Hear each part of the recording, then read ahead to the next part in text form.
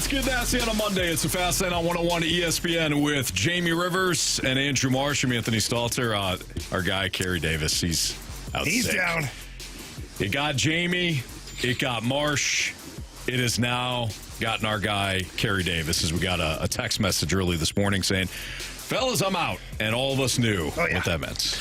Now, Anthony, when did you have it? I haven't had it. Anthony. Knock on wood. Because the last time we went through this epidemic about a year ago, Yeah. you casually strolled in at one point. We're like, oh, yeah, I had it too. Did I? Yeah, remember? We figured out that you were the host monkey at that point. Oh, well, that was the time when I went home early. I had never left the show in my that's life. right. Remember? We talked. I looked over and you were gray. So we had the Gauntlet, and then we had a blues topic at 4:15. You didn't say a word. I didn't say a word. I opened the segment. I closed the segment. I held on for dear life because I thought I was going to throw up. Yeah. You guys did your thing. You guys carried me. And then afterwards, I looked at all of you and I said, I got to go home. I don't feel well. Yeah, you weren't even like, hey, I think I should. You're like, I'm going home. Yeah, I'd never do that, ever. No. And then I had I even remember texting you guys, I had a fever of like 200. I should have been dead. You're just sick. This is... You're sick. You were really sick. I was seeing things that weekend. Yeah, but I was the host monkey. But Not this time? no, I haven't. I've I been don't think good. it was either one of us because you got sick. You but got- weren't, you weren't got even sick here first. though. But you weren't even I here. wasn't here. That's now true. I see what he's doing. What? You see what he's doing. What? I didn't catch on. It should have been obvious, but what he's doing is he's saying to himself, I don't want to be pinned for this. Now what? So when were you sick, Anthony? You must have given it to me, and then Marsh got it. Now Carey's the I'm last just one. curious on timelines. I see what you're doing. I'm always fascinated with timelines, Yeah. Anthony. I am. Just how things roll, like Sure. just life in general. Absolutely. Timelines, Yeah, you know? you're just curious. I am. You're just a curious cat. That's why your friends call you Whiskers. Well, there's other reasons. All right, it's the fast lane. By the Like way, catfish. yeah, sure. Who doesn't? By the way, I told you this. I've been here now since 2012. I have never done a show from what we call the third chair. Yeah, but you've been on that mic. I don't think I have. As a producer, you must have rolled up and grabbed that mic at some point. There was always three people plus Ryder would run the board. That's true. I've done a show from there when it was like the Rams pregame show. I don't think I've been on this mic, various times you pop into a show or something. I've never done a full show on this. I feel weird. It's weird. I'm not going to lie. Like, I'm seeing a different viewpoint of you right now. and do you like it? Handsome as ever. Thank you very much. Thank you. Yeah, the sun is in your eyes, but I appreciate it anyway. The sun's typically in my eyes. It's weird. All right, the Blues last night, they get it done in Utah. Woo, baby. Boy, they needed that. One in a row. Let's go, One baby. in a row. So the Blues entered that game on a bit of a skid, and so did the Utah Utes, otherwise known as the Utah Hockey Club. Yeah, And, that's a mess, by the way. Wow. Well, it's not a mess. I shouldn't say that because walking around the rink, they're doing a great job with that hockey club. The branding and all that stuff is to come. They wanted Yeti, but apparently the company, Yeti, won't give up the Yeti trademark. But then Ryan Smith, who's the owner, proposed a deal where all of their memorabilia would be Yeti tumblers and things like that. Smart. Like a collaboration. I was going to say, it's collaboration. They told him to go chase himself. So they took the Yeti off the voting cards, and now it's the Mammoth, the Outlaw, and the Hockey Club. I do not like Hockey Club. It's really bad. That's bad. Yeah. The Utah Hockey Club. As a broadcaster, like ordinarily be like, the Avalanche, Yeah. the Maple Leafs. And I'm like, last night a couple times, like, the Hockey Club. Yeah, It's terrible. I was watching the game. I just like the whole time I'm laughing It's- when you or John Kelly would icing called against the hockey club. Yeah. I'm like, It's what? terrible. Timmy Pabst, our executive producer, God love him. He's great. He's an intense dude. He's like, you don't have to say Hockey Club. I'm like, well, he goes, I know it's weird. That's what they're called. I'm like, well, I'm going to say Utah the whole game. You know? Yeah, So you got to we're- switch it up. Yeah, try and switch it up. But Hockey Club, I mean, I know our fans aren't getting it confused with Blues. Like, Right. I guess- You can't do. No disrespect to any. It's more of a soccer or a football thing. It's not a hockey thing. well, yeah, but in football, Yeah. what happens is it's like Liverpool or like Manchester United FC or whatever it is, right? They don't ever go by their nickname. Like Real Madrid has a name of some kind, but nobody. It's Real Madrid, right? That's what they tell them. So if they're broadcasting, it's just like it'd be like St. Louis, Utah, St. Louis, right? Like it's not. They don't have the actual like nicknames. Yeah. If they do, they're like off the beaten path. Yeti's cool. Outlaw's cool. The Mammoth. I've seen some logos from the Mammoth. I actually really like it. I think Mammoth it goes is well. cool. It goes The well Yeti with would the be color. perfect. And It I even would. said, It would. Yeti would be awesome. I had the opportunity last trip 2 weeks ago to be talking with Ryan Smith, the owner, for about 10, 15 minutes before the game started. And he was talking about Yeti and all of the trademark stuff. And I was like, you do realize, like, because you want like, the mascot, right? He's like, think about this. He goes, former Utah Jazz player. Now he's the mascot or whatever. Like, you get this 7-foot mascot walking around the state. I go, you can still have a Yeti.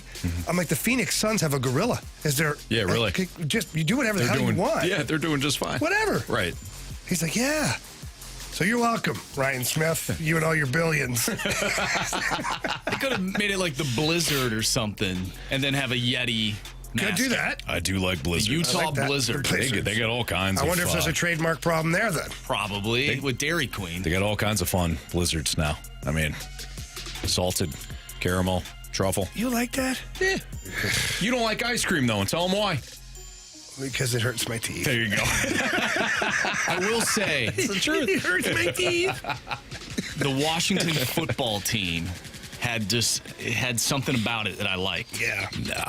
No, you didn't. I liked it. No, you didn't. The Washington football team. You thought you did, but you don't. I like it. I still do. All right. As for the game, the Blues are coming off several losses, including the 5-0 shutout in Denver. I thought last night. Well, I just said Why the you score. gotta go there? That's all I said. I just said the That's score. the way you said it. I just You had said a the head score. tilt. That was it. I don't like it. literally just read off the score. Marsh, I didn't like it.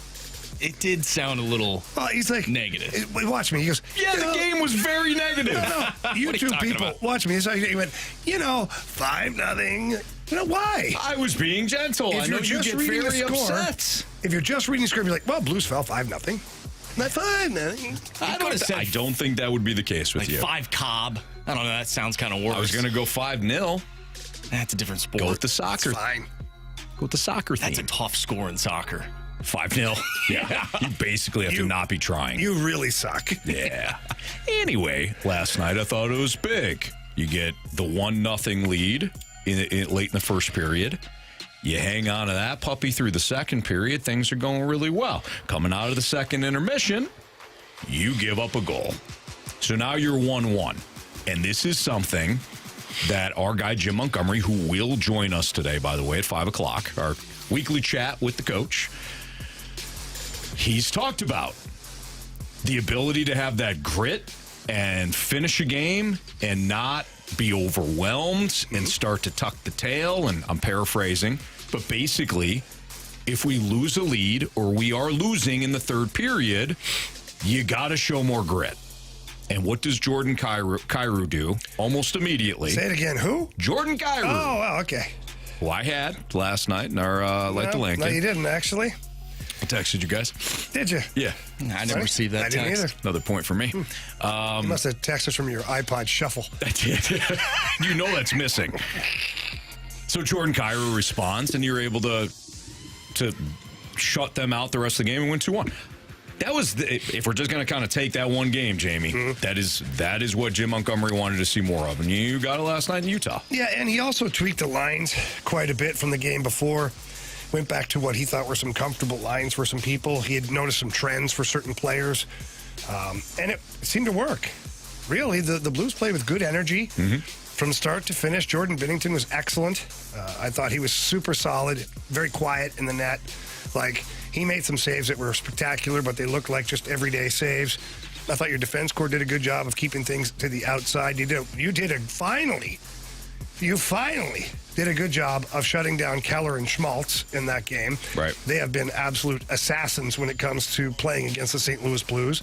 So there were a lot of positives that came out of that game. Would you like to score more goals? Yes. Would you like to get a power play goal? Yes. Like, you want to keep trying to move the needle in the right direction.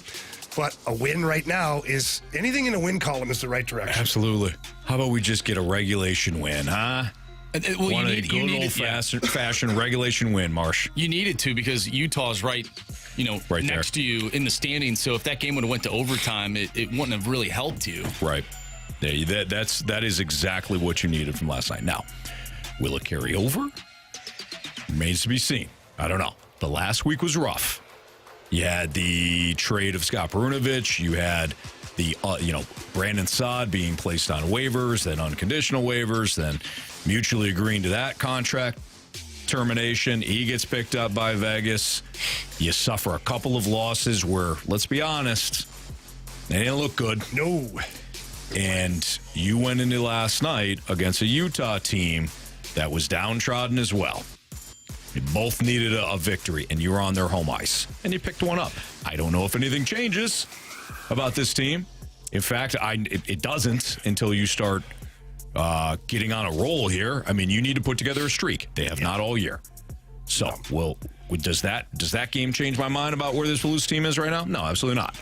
But we can talk again, in a week or so. To see if they can get rolling. At this point, if you're the Blues, if I'm the coaching staff, it's so cliche, but you're just taking one game at a time. Mm-hmm. Because when you look at the standings and you start to try and put the mathematics together, it is really, difficult. You look at that, it's like, whoa.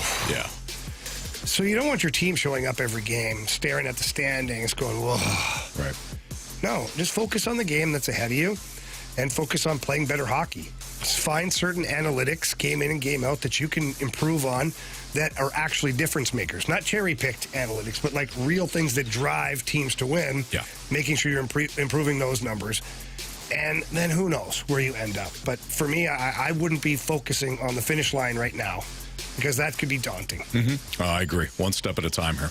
All right, it's Fastlane on 101 ESPN. It's 2:14. Your time check brought to you by Clarkson Jewelers, an officially licensed Rolex jeweler. We will get into the Jim Edmonds interview that the TMA guys did this morning. And let me say, Tim McKernan, Doug Vaughn, Martin Kilcoyne, they did a phenomenal job. Sure did. With Jim Edmonds, who had a lot to say. So we will dive into that audio. If you're wondering if we will react to it or what our thoughts were, we're going to give you our thoughts on what Jim Edmonds had to say. Quick tease on that. I think he confirmed some things we already do. Oh, yeah. But we will get into that. If you have thoughts on what Jimmy Ballgame said, we want to hear from you as well. Open forum, as always, here in the Fast Lane. So if you want to give us a text, you can do so via the Air Comfort Service text line, 314-399-9646. We also have the Scott Lee Heating Company mic drop feature via the Dobbs Tire and Auto Center's 101 ESPN mobile app, completely free to use. If you want to hear your voice, you got some kind of a longer statement that you want to make, leave us a mic drop. But again, we will, at the bottom of the hour, get into some of the things that Jim Edmonds talked about. But we're going to visit that subject a couple of times throughout our 4 hours. But there was something in the sports world that occurred over the weekend that shocked many people. My response was, what do we not know? This is obvious. What do we not know about this? Tell you what that is next on 101 ESPN.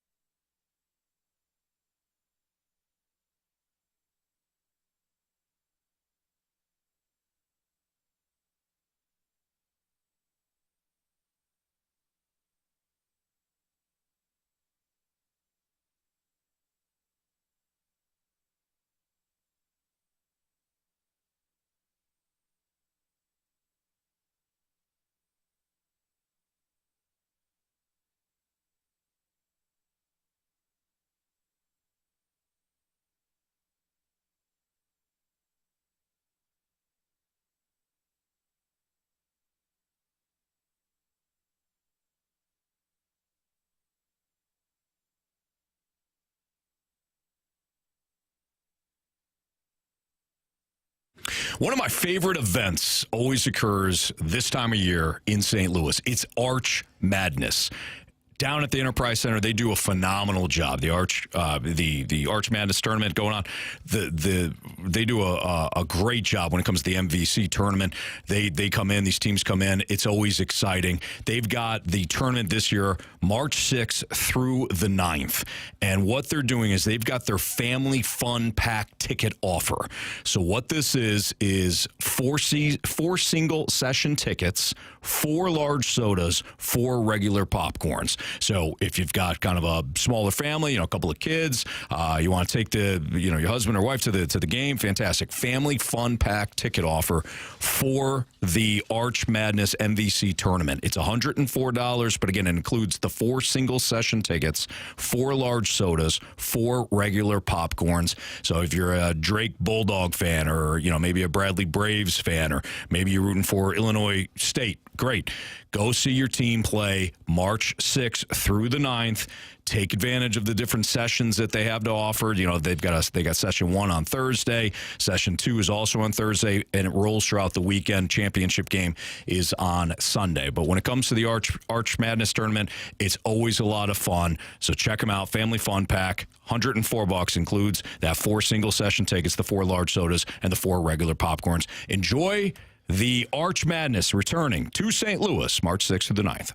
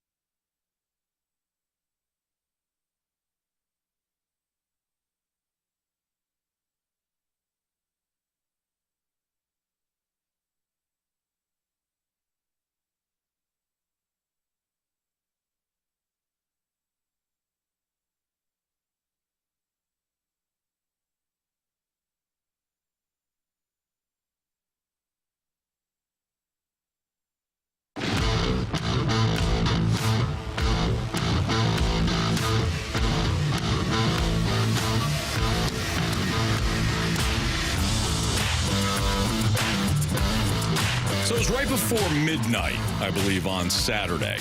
I don't know what you guys are doing, but... Wait, what day? Saturday. Yeah. Right before midnight? I think it was right before midnight. Yeah. It's back in the room.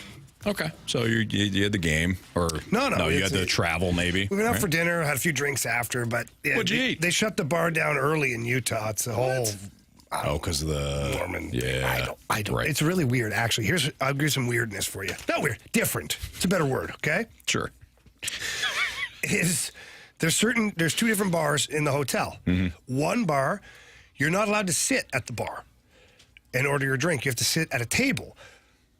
And they'll come and take your order and then go make your drink and bring it back to your table. But you're not allowed to order it at the bar. But they have a bar. But they have a bar. But they have a bar. All right, you beat me to it. Yeah. Okay. So that was confusing, especially after you have a couple. Yeah. And you're like, I'm going to help out the waitress because she's swamped because it's only her and there's 40 people. Right. I walk up and they say, you're going to have to place your order with her. Yeah. That was weird. So then the next time we go back, now we're allowed to sit at the bar and order drinks, but you have to have some type of food in front of you, like you're eating. So they put these little mixed nuts. They said, hey, if you're eating the nuts, you're allowed to drink here. And I said, is that an offer? This guy looked at me kind of weird. I was like, I'm just kidding. Just kidding, sir. Just kidding. Yeah. And I thought he was joking. He's like, no, you got to keep, everybody has to have a little bowl of these like mixed nuts or fruits or whatever in front. So they're eating while they're drinking. Does Mr. Peanut have some sort of like deal with Utah that I don't we don't know about? I don't Not a know. Bad idea. It's not a bad idea. Talk about collaboration. But then I moved the little bowl out of this way because I'm like, and he's like, whoa. My boss comes around. I'm like, if your boss, and then of course me, I go, if your boss comes around and he's mad, I'll tell him that I'm eating your nuts. Don't worry about it. Oh, Jamie. And again, I got a little bit of a side eye, I was like, Sure. Yeah. you don't get it, or you didn't want to get it. How many bourbons are we? We're like 1.5. Oh, okay, so this is fresh out the gate. Okay. I'm poking and prodding at this point because I'm like totally intrigued as to why these rules exist. Sure. So, needless to say, like last call's like at 10:30. And I was like, I'm just getting warmed up. They're like, well, good night, sir. Right. Like, okay. All right. So anyways, I was in bed. Anthony, Saturday night. I guess if you're having something to eat, whatever. I had a handful of I felt like a gerbil eating these little mixed nuts things. Sure. So if you're Jamie or most of us, you didn't see the news that the Lakers acquired Luka Doncic from Dallas and the Mavericks acquired Anthony Davis. When I saw that, my first reaction was, why? Why? Yeah. Why? Because this, to me, doesn't make nothing against. They both have injury concerns. So we'll just start there. Mm-hmm. But if you're the Mavericks, why? Because this is your Dirk Nowitzki. He's 25 years old, and he's at the top of almost every category. They were talking to him reportedly about a max deal to keep him in Dallas for the super max deal. Thank you. Which for the I think is why future. $345 million extension for 5 years. Which is the reason I think they moved on from him. I don't think the Mavericks wanted to pay that much money. To Luka or to anybody? To Luka. Okay. So you're buying the conditioning. Well, it's rumors. not just conditioning rumors, and they're not rumors. He seems to be a player that puts on weight throughout the season and then gets a lot of soft tissue injuries, which would tell me that he's not taking his training professionally, because all the soft tissue injuries are usually someone who's not using those muscles enough or stretching them or taking care of them or whatever it is. Mm-hmm. And that's why you get injuries there. So that would lead me to believe that the team is probably like, okay, before we commit 354, 55, 68, whatever it is, million to this player, let's kick the tires. See if we can't maybe improve our team or stay status quo, bring in a good player, and just kind of move on from Supermax deal of the kid we're totally unsure of. Right. That's my thought. And it's weird. I said this in the office. Right away, I was like, man, the Lakers got Doncic. Like, wow. Yeah. I'm like, Anthony Davis, he's fine. He's fine. I mean, he was great. He's fine. He's kind of towards the end of the road here. Luka Doncic, 25 years old, one of the best players in the league, period. Yeah. And then, so I listened to media people talking about it. And Luka's going to be with LeBron, and oh my goodness, it's a dynamic duo, but they're going to be fighting for possession of the ball and all this stuff. They'll figure it out. Then I hear analysts who are former players, to a person, saying the Mavericks won this deal. So, okay, exactly. So why? Well, because they think that Anthony Davis provides that type of play that the Mavericks need to be a playoff team. And they said that right away, like, I forget who it was, right away said they just became the second best team in the Western Conference by acquiring him. And I'm like, but you just gave away your best player. Yeah. So there's something underlying there. I don't know enough about the background of all of it. Yeah. But I found it really intriguing that former players are like the Mavericks rolled this, like they crushed the Lakers on this trade. It's to me, Jamie, it's very strange. And it got me thinking about, like, this is a Tampa Bay Rays trade. Right? You know what I mean? Where they're like, hey, we'll take Jose Martinez and we'll give you the best lefty prospect that we have in our organization. And you're like, wow, what? Really? Jose Martinez? Sure. Yeah, no, let's get that. Well, just, you know what? Just so we don't get completely fleeced here. You got an outfielder. How about you give us that Randy Arraza? Yeah, you know what? Randy Arrazamina guy. Just bring him. Just go ahead and toss him in the deal too. Just so we need an outfielder to take up some space. And you're like, deal. And then you don't realize that you just got fleeced. Yeah, like that's what it feels like. So, in other words, if I'm the Lakers and I'm getting that phone call. And they're like, we want to move on from Doncic. We'll take, Anthony Davis. Just we'll give you a Luka. I'm saying, no, thank you. I'm hanging up the phone. And then I'm looking at everybody in the room and saying, I don't know how, but I just saved us.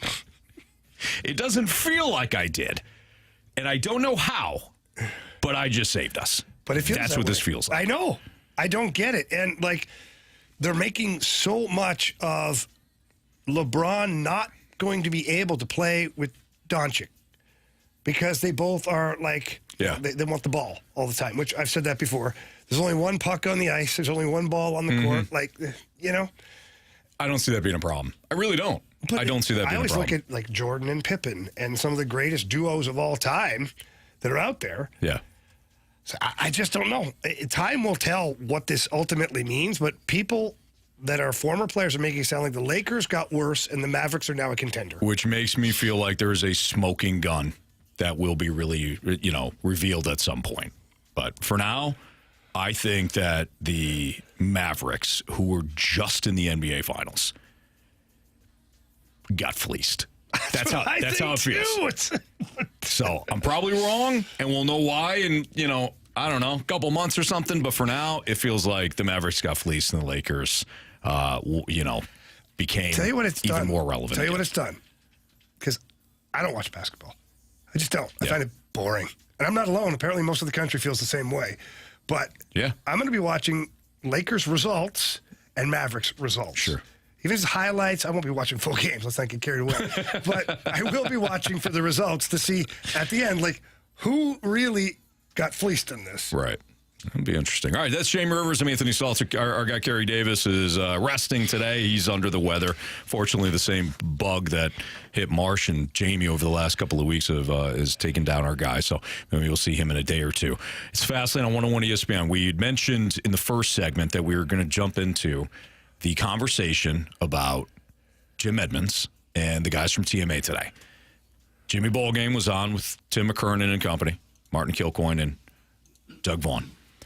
And among the things that were discussed were the Cardinals' culture and how former players like Jimmy Ballgame feel as though they're no longer kind of needed or necessarily wanted down in spring training.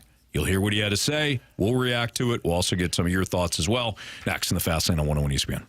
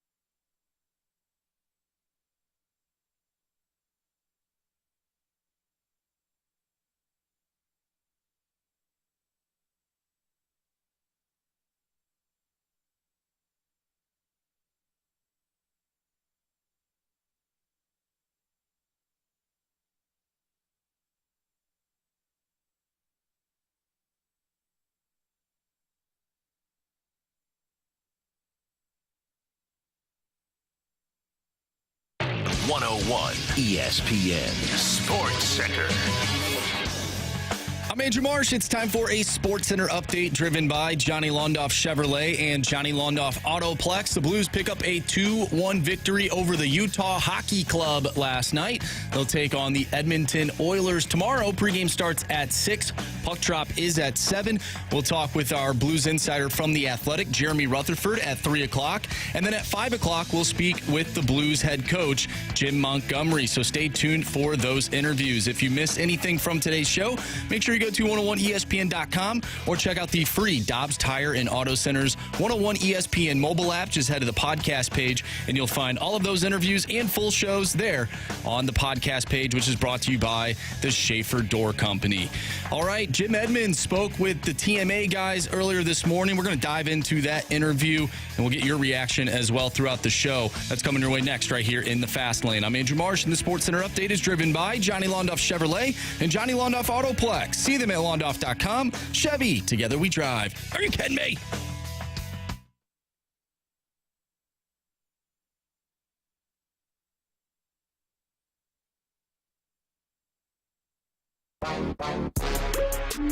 Spring training, I haven't gone really down to spring training in the last couple of years. It's just not fun anymore. The baseball is they don't make you feel like you're wanted. Be around the stadium. I love Ollie, the DeWitts. I have so much respect for Mo. Everybody's great, but somehow indoors in the inner circle, it's just not the same. It's not the same organization. It's not fun to be around. They make it pretty obvious. Even the security guards, like, hey, it might not be a good time. I'm like, fine with me. I don't need to be in there. If you don't want me to tell your pitchers that they're tipping their pitch, I'm gonna take my talents out here to Tennessee and learn how to be a gardener and a farmer. That was the one and only Jim Edmonds, who was on earlier today with the Morning After crew, who did, and I said this earlier, and we all agreed as we were talking about this in our pre-show meeting, that Tim McKernan, Martin Kilcoyne, and Doug Vaughn did a sensational job with Jim Edmonds today. Jim had a lot to say. He had a lot to say about the Cardinals. He had a lot to say personally. He had a lot to say about his broadcast future, which, if you saw over the weekend, he will not be back doing TV broadcast and things like that. So there was a lot there, and the follow-up questions were outstanding, and they allowed Jim to be himself, and Jim, again, was very honest. And you heard him say that nugget, and Jamie, I think that also hits you personally, because you can see as a former player, the more that the front office changes over, the further removed you are as a former player. The less connections you have, the less familiarity you have.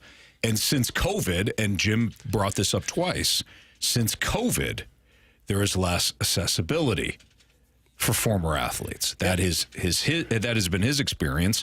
And you, from a non-broadcasting standpoint, you as just a former player, I think you probably have experienced that yourself. Well, yeah, for me it started, my first couple of years here in St. Louis. You'd have an alumni guy in the room, like Bobby Plager, come in, have coffee before practice, sit down in the stall next to you, tell you a million jokes, tell you stories about Noel Picard and Al Arbor and Barclay Plager and Jimmy Roberts. And most of the guys don't really know who they are, but they know that those are names from the past. Yeah. And you tell stories from the past and tell stories about Blues versus the Blackhawks, the Blues and the Minnesota North Stars, or with all these things that are going on. You're like, okay, so you're getting a history education on the fly in real time, and you're also seeing just how much wearing that jersey meant to these former players. Right. We'd have Rob Ramage come by, Bernie Federko, Bruce Affleck, guys would pop in.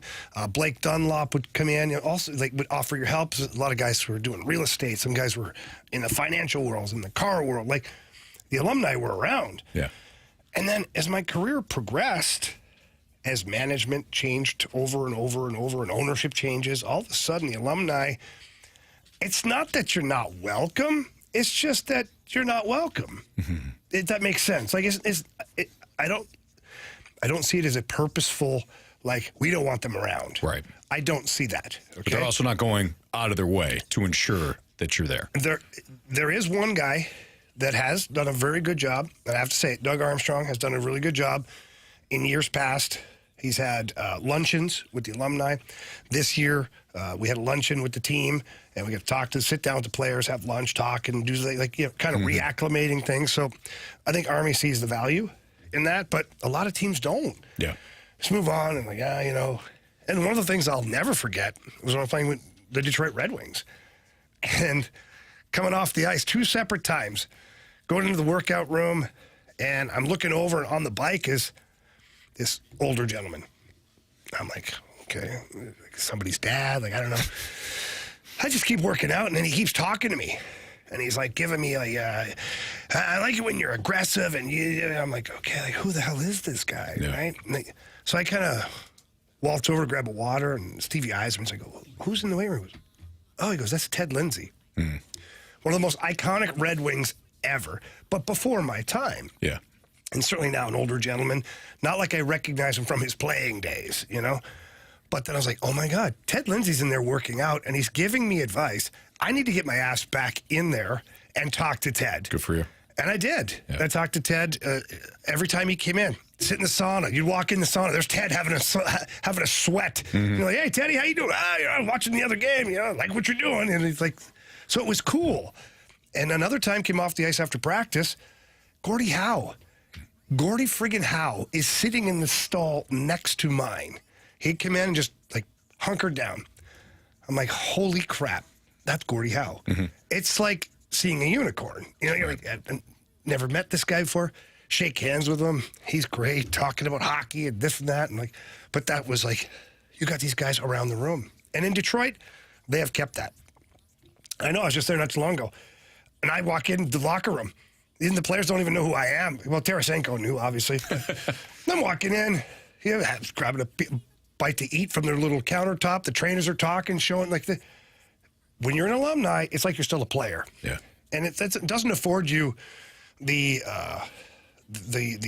free pass of intruding on team meetings, sure, or before the games, anything like that.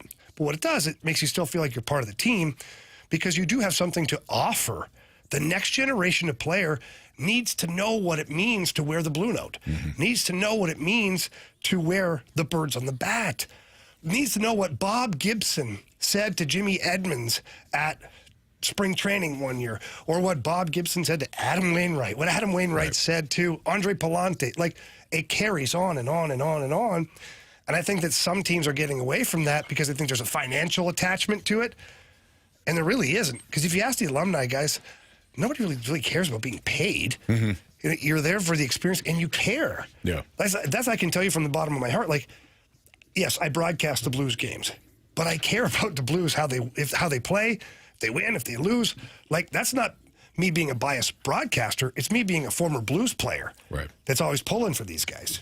So here is, and well said, by the way. Well said. I didn't play at the highest of levels, but when I heard Jim say that, a lot of that rang true when I'm like, okay, does being, former players being around, does that mean that Colton Parayko has, more productive stats? No. Does it mean that Jordan Walker becomes a big leaguer, a consistent big leaguer faster? No. That's not the point, though. It's about culture. This is how we do things here in St. Louis. This is how we do things here in Detroit. This is how we do things as a St. Louis Blue or St. Louis Cardinal. And like you said it perfectly. You have an understanding of what it means to wear the blue note or wear the birds on the bat. And that's what it's about. And you look at, let's isolate Colton Parayko. Al McInnes would go down and talk to him. And then Bobby Plager would talk to him. And Bobby Plager would talk to Alex Steen. Alex Steen and Alex Pietrangelo would talk to the next generation of players. Now, Alex Steen's in a management position, and he still tells young players what it's like to wear the blue note. So there's value in this. All right. A lot more to get to. Jim Edmonds' interview today with TMA. You just heard just a little portion of it. Tim followed up a couple of times with Jimmy Ballgame about not being around the team as much as he was in the past. You're not going to want to miss what Jim Edmonds had to say. We'll get to that next on 101 ESPN.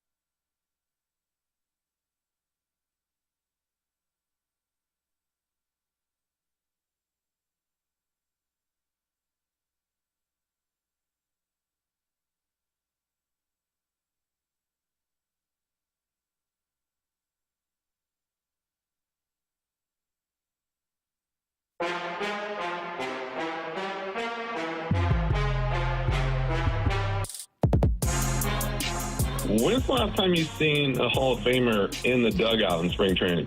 I can't think of a time. Doug, Martin, you got anything? McGuire, maybe? No, he's not in the Hall of Fame, is he?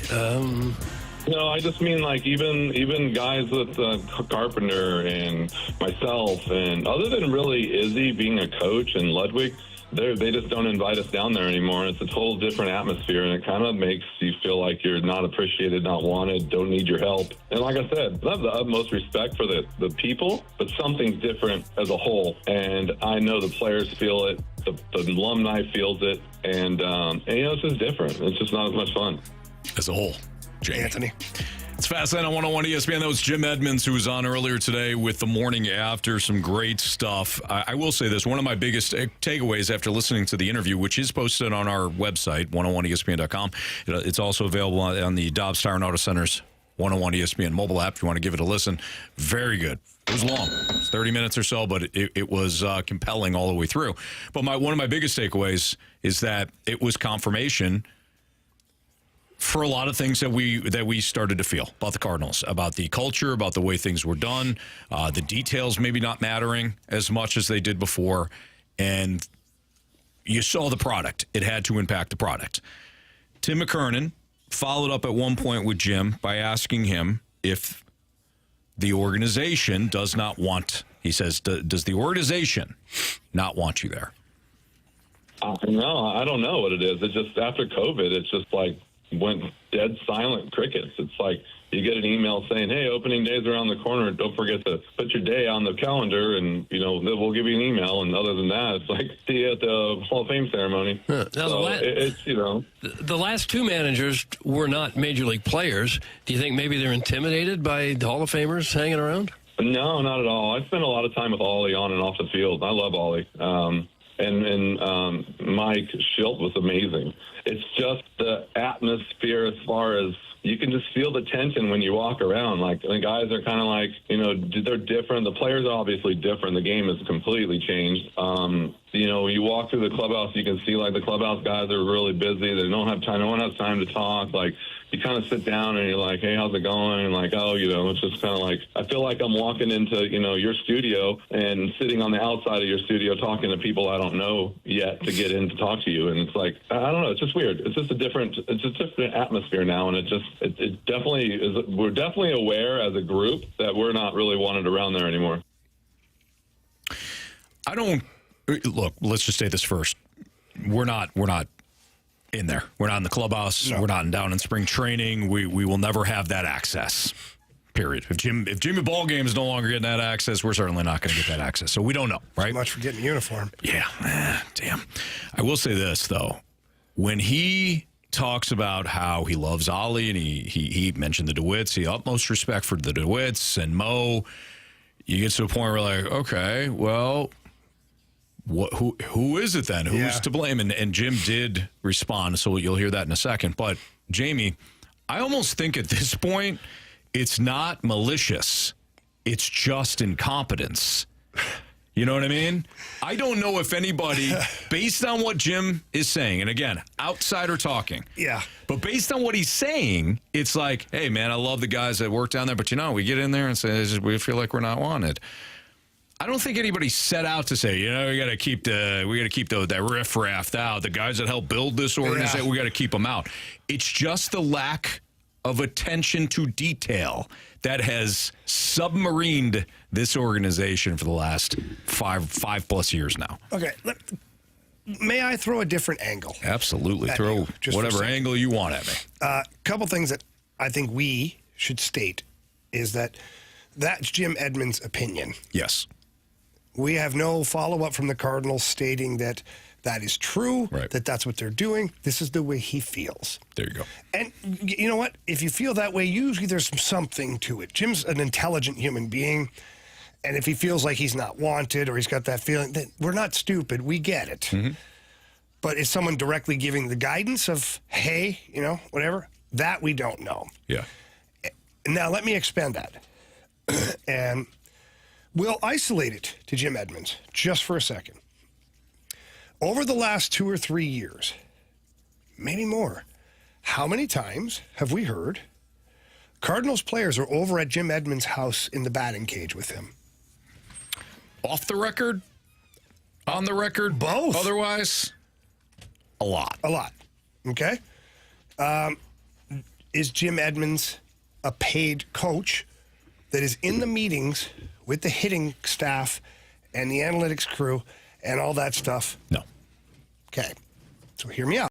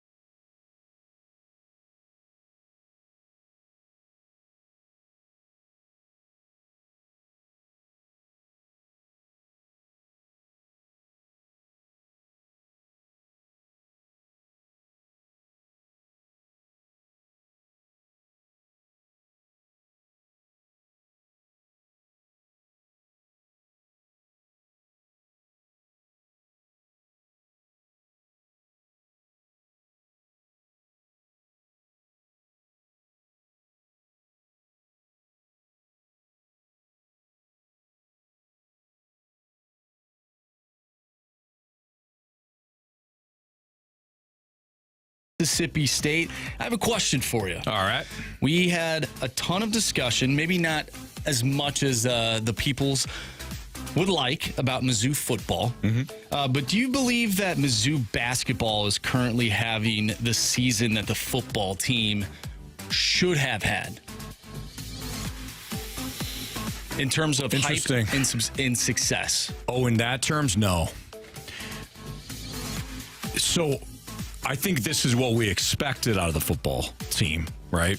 For them to be highly competitive, ranked, surprise even some in the nation.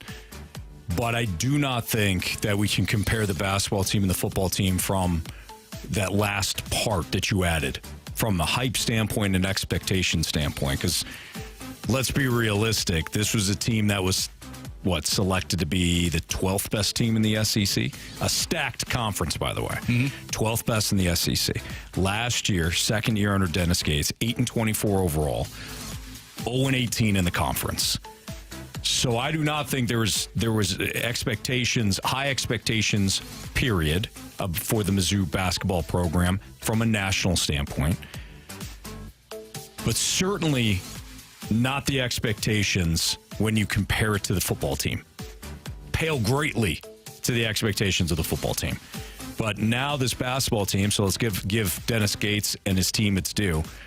Number 20 in the nation, back-to-back wins against Ole Miss and Mississippi State since the rankings came out last Sunday.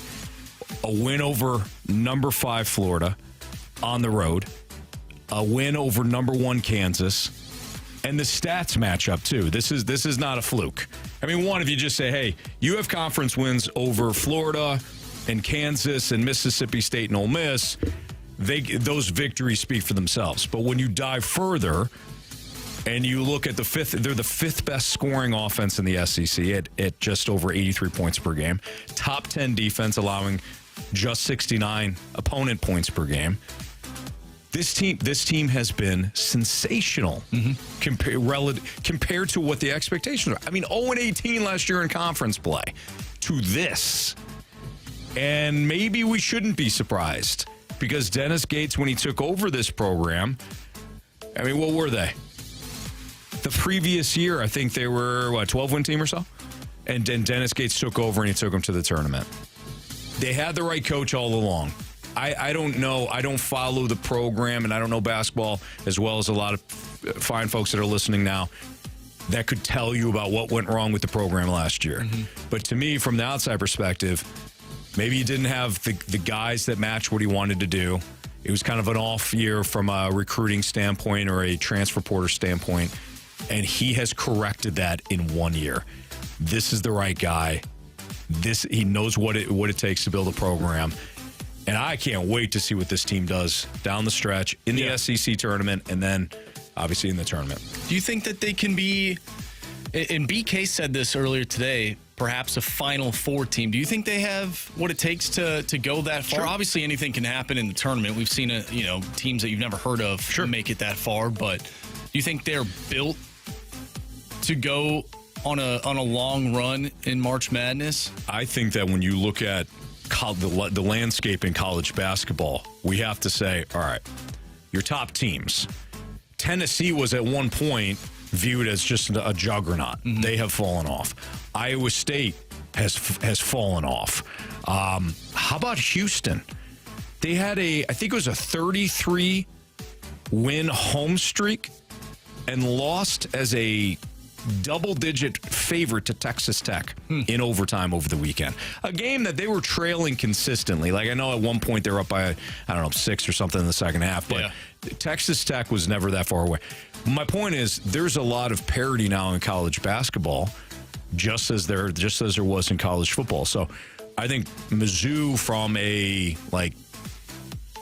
program standpoint where they're at, I think they're built well. But I also, when you factor in some of the top teams in the nation, they've all had their ups and downs. I think depending on where you're at when the tournament comes around, you could be very vulnerable if you're considered one of those top programs. I'm not trying to start drama or anything here. I just find it interesting that Mizzou basketball, heading into this academic year, I would think that Mizzou football would be the headline of the academic year sports-wise out of the big sports.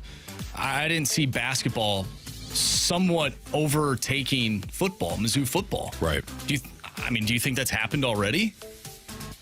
In hindsight's 2020, we know how Mizzou football season ended. And you're asking me that in the midst of a great season. Right. I mean, yes, I think it is taken over slightly. By the way, Splashback Deuce was being funny, I imagine. He says, Anthony follows the documentary, the program, but not the Mizzou men's basketball program. I said I didn't follow it as closely as a lot of people, diehard Mizzou basketball fans do, but I appreciate the joke. Yeah, I think it has. In some respects, Marsh, it has taken over. Some NFL news. Myles Garrett has requested a trade. Good for him. I think it's about time to get out of that city. This is an organization that ponied up, and there were other teams too. Mine was one of them. My favorite team wanted Deshaun Watson, but the Browns got him because they're willing to guarantee the contract, and it's been a total mess. They've got, I think, in my opinion, very good coach in Kevin Stefanski. They've got a lot of weapons defensively, none bigger than Myles Garrett, but from ownership down, they don't know what they're doing. So if you're Myles Garrett, do you really want to waste the prime of your career on an organization that does not have much of a future? I don't blame him at all.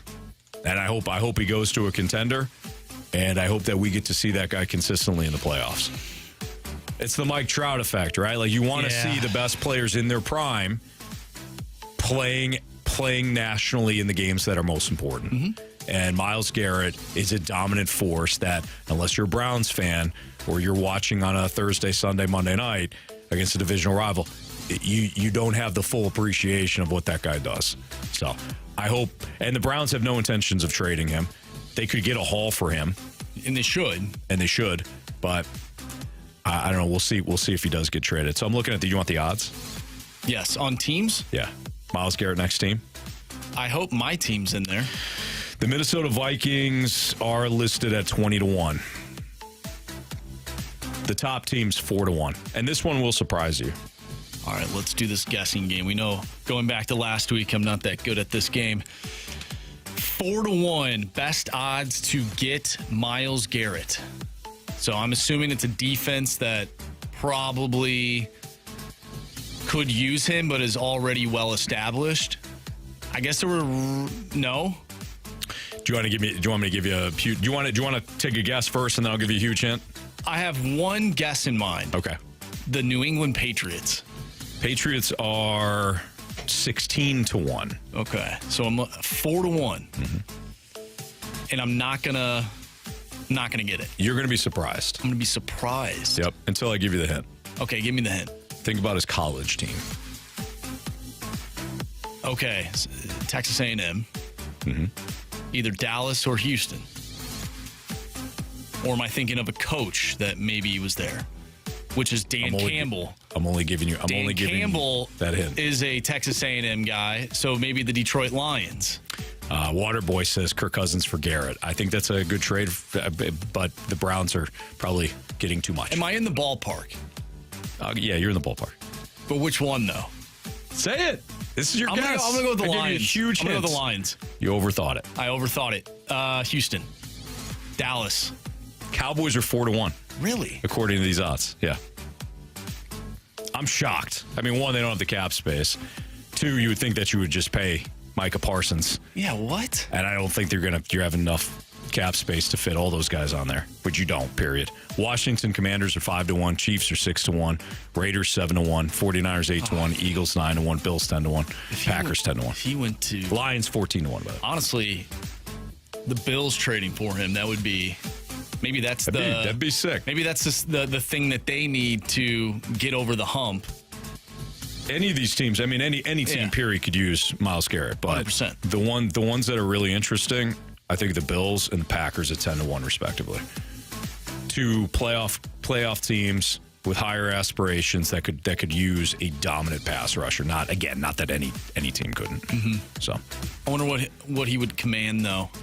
From a trade? Yeah. You're getting multiple ones. Yeah. I heard somebody say the other day if the Raiders were serious about trading Max Crosby, multiple ones, a third, and like a player.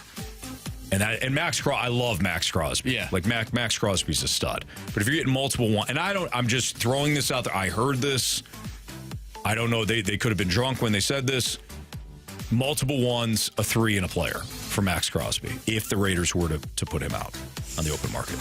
Yeah, I just, after seeing what I saw this weekend with the whole Luka AD trade and what was involved in that, like I just don't know what these people are doing and what you could actually get for a good player. Mm-hmm. I don't know. Because I did not necessarily think that was a good deal. No. No, I AD's think a great player. Yeah, like I thought the Mavericks got fleeced. I mean, that guy's, what's his name, Nico? Who? The GM for the Mavs? I don't know his last name. I don't know his last name either. I just keep seeing everyone on the internet say Fastlane Nico, so I just figured that was Nico Collins. Nico Collins, the wide receiver. Wide receiver for the Texans, and then he's the Mavericks GM. Yeah, I just don't see him having a job in the next 4 years. Probably. With the Mavs, at least. Yeah. But after this, it might not be anywhere in the NBA. I don't know.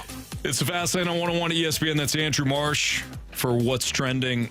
Do we have some mic drop reactions on old Jimmy Ballgame? Oh, we got a lot. We still have more audio to play, too. All right, let's get to some of the audio that we haven't played yet, but we do want to, keep those mic drops coming. We will get into your thoughts on things. If you missed the interview, Jim Edmonds was on TMA this morning talking about the current Cardinals culture. Tim McKernan initially asked Jim about his status with it. He's no longer doing FanDuel Sports Network. Jim apparently was ready to move on. It was just kind of all worked out. But then he got into some of the things that I think Cardinals fans have felt that has gone wrong for this club, and he essentially confirmed them. So we'll get into more Jim Edmonds audio next here on 101 ESPN.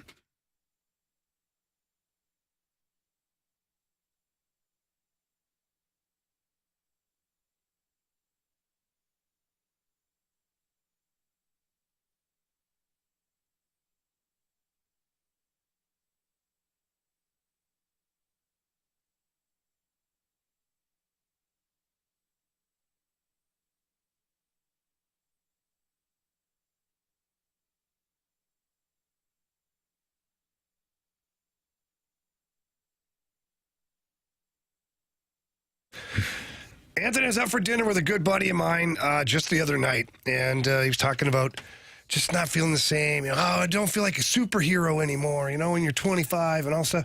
And I was like, hey, man, have you been checked out? You get your blood work done at all? And he's like, well, no. And he says, well, why? I said, dude, you got to get over to mentality. And I said I felt the same way. I was burning the candle at both ends, didn't feel good. Everything was going the wrong way. I was low in testosterone as well as other vitamins.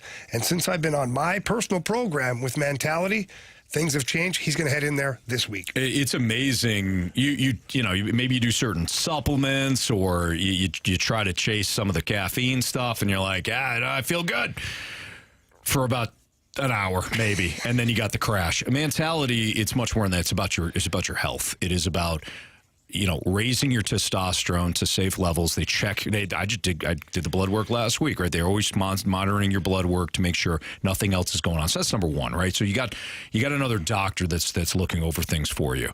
But from how you feel standpoint, my workouts are better. I'm more focused. I love the fact that, when it comes to the energy, it's that sustained energy throughout the course of the day where I'm running around all weekend. Like yesterday, running around all weekend, no problem.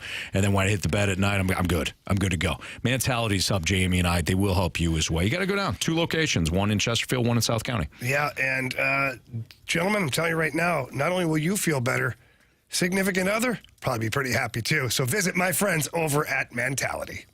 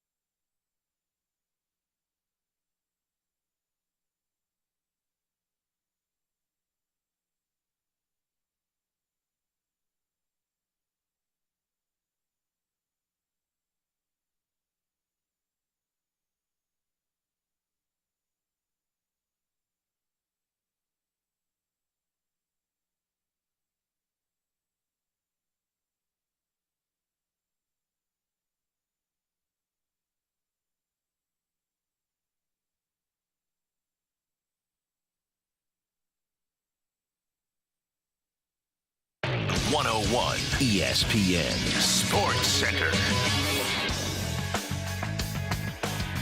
I'm Andrew Marsh. It's time for a Sports Center update brought to you by Saliga Heating and Cooling. The Blues take down the Utah Hockey Club last night by a final score of 2-1. They'll take on the Edmonton Oilers tomorrow night, and you can listen to that one right here on 101 ESPN. Pregame starts at 6.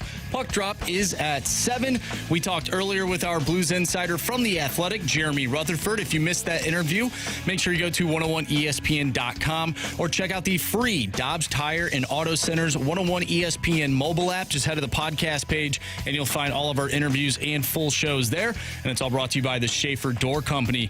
We will be joined by Blues head coach Jim Montgomery at 5 o'clock, so stay tuned for that. But coming up next, we're going to dive back into the Jim Edmonds interview with TMA earlier today. We'll play some of that audio. We'll also get some of your reactions as well throughout the remainder of the show. So keep sending in those mic drops and texting in to the Air Comfort Service text line. I'm Andrew Marsh, and the Sports Center update is brought to you by Saliga Heating and Cooling, an independent American Standard heating and air conditioning dealer.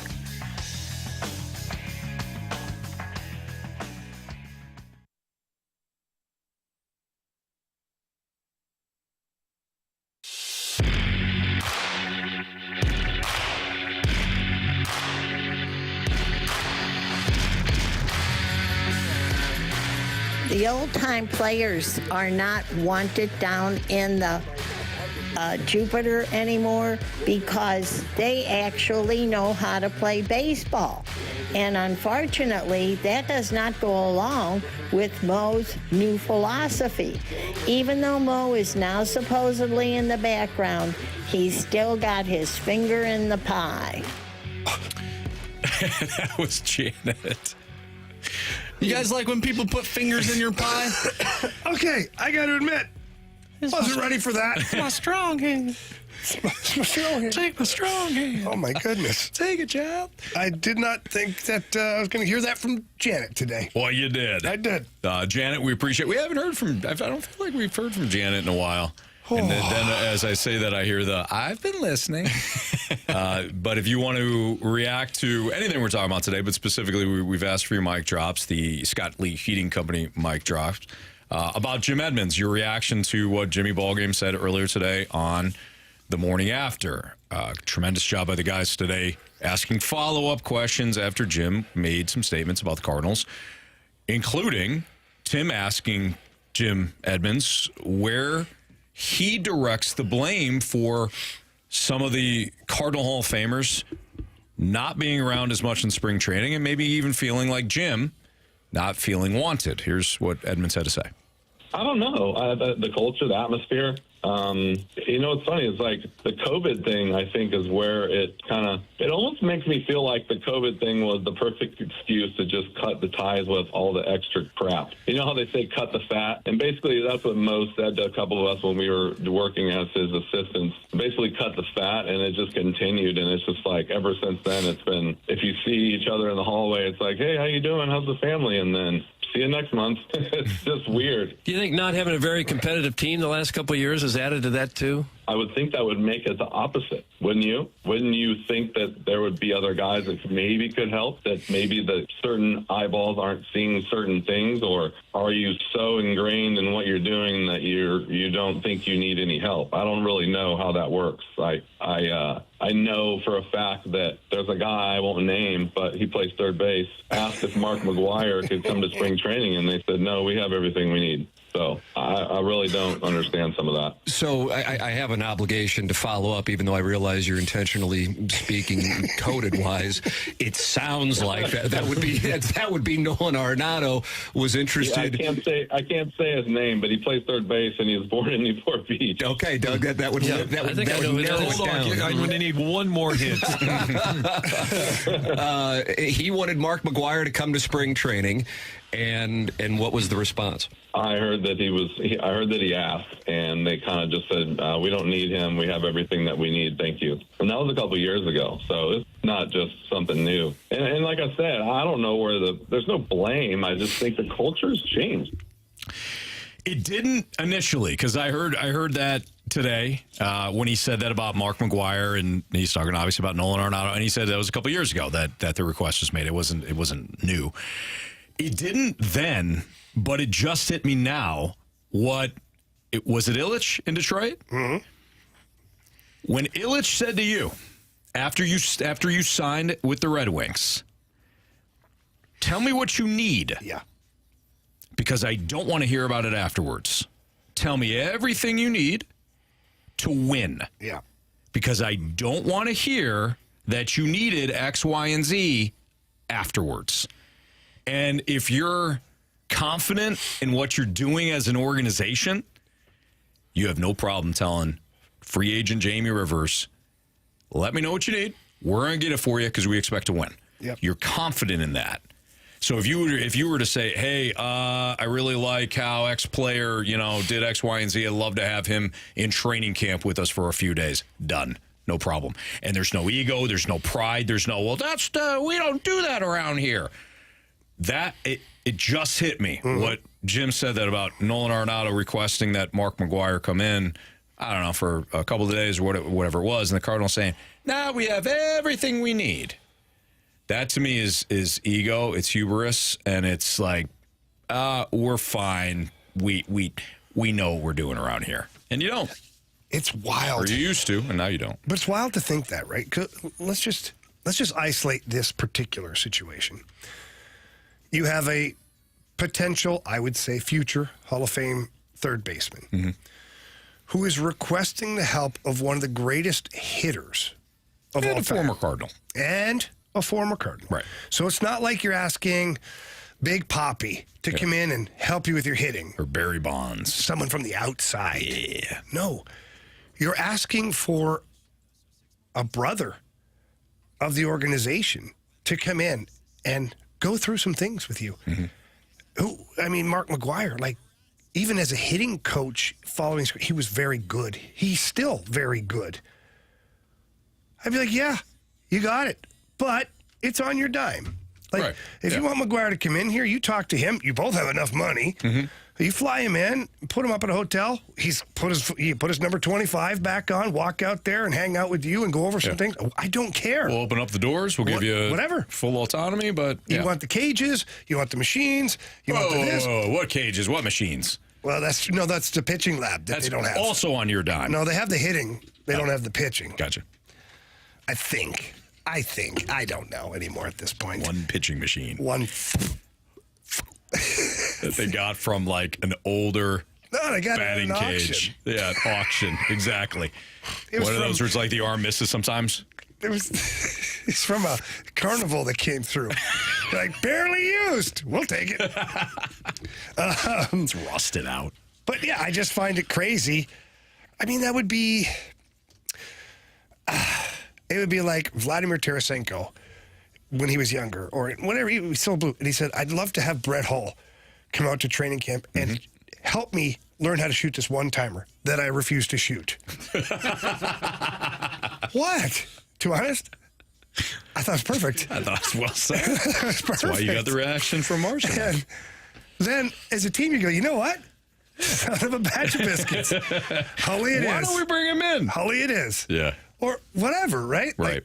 To your point about Mike Ilitch, the family still owns the Red Wings, but the former owner, because he's passed away now, offering up anything and everything for his players to be successful. More trainers, more massage therapists. We had a guy who was strictly the stretching guy.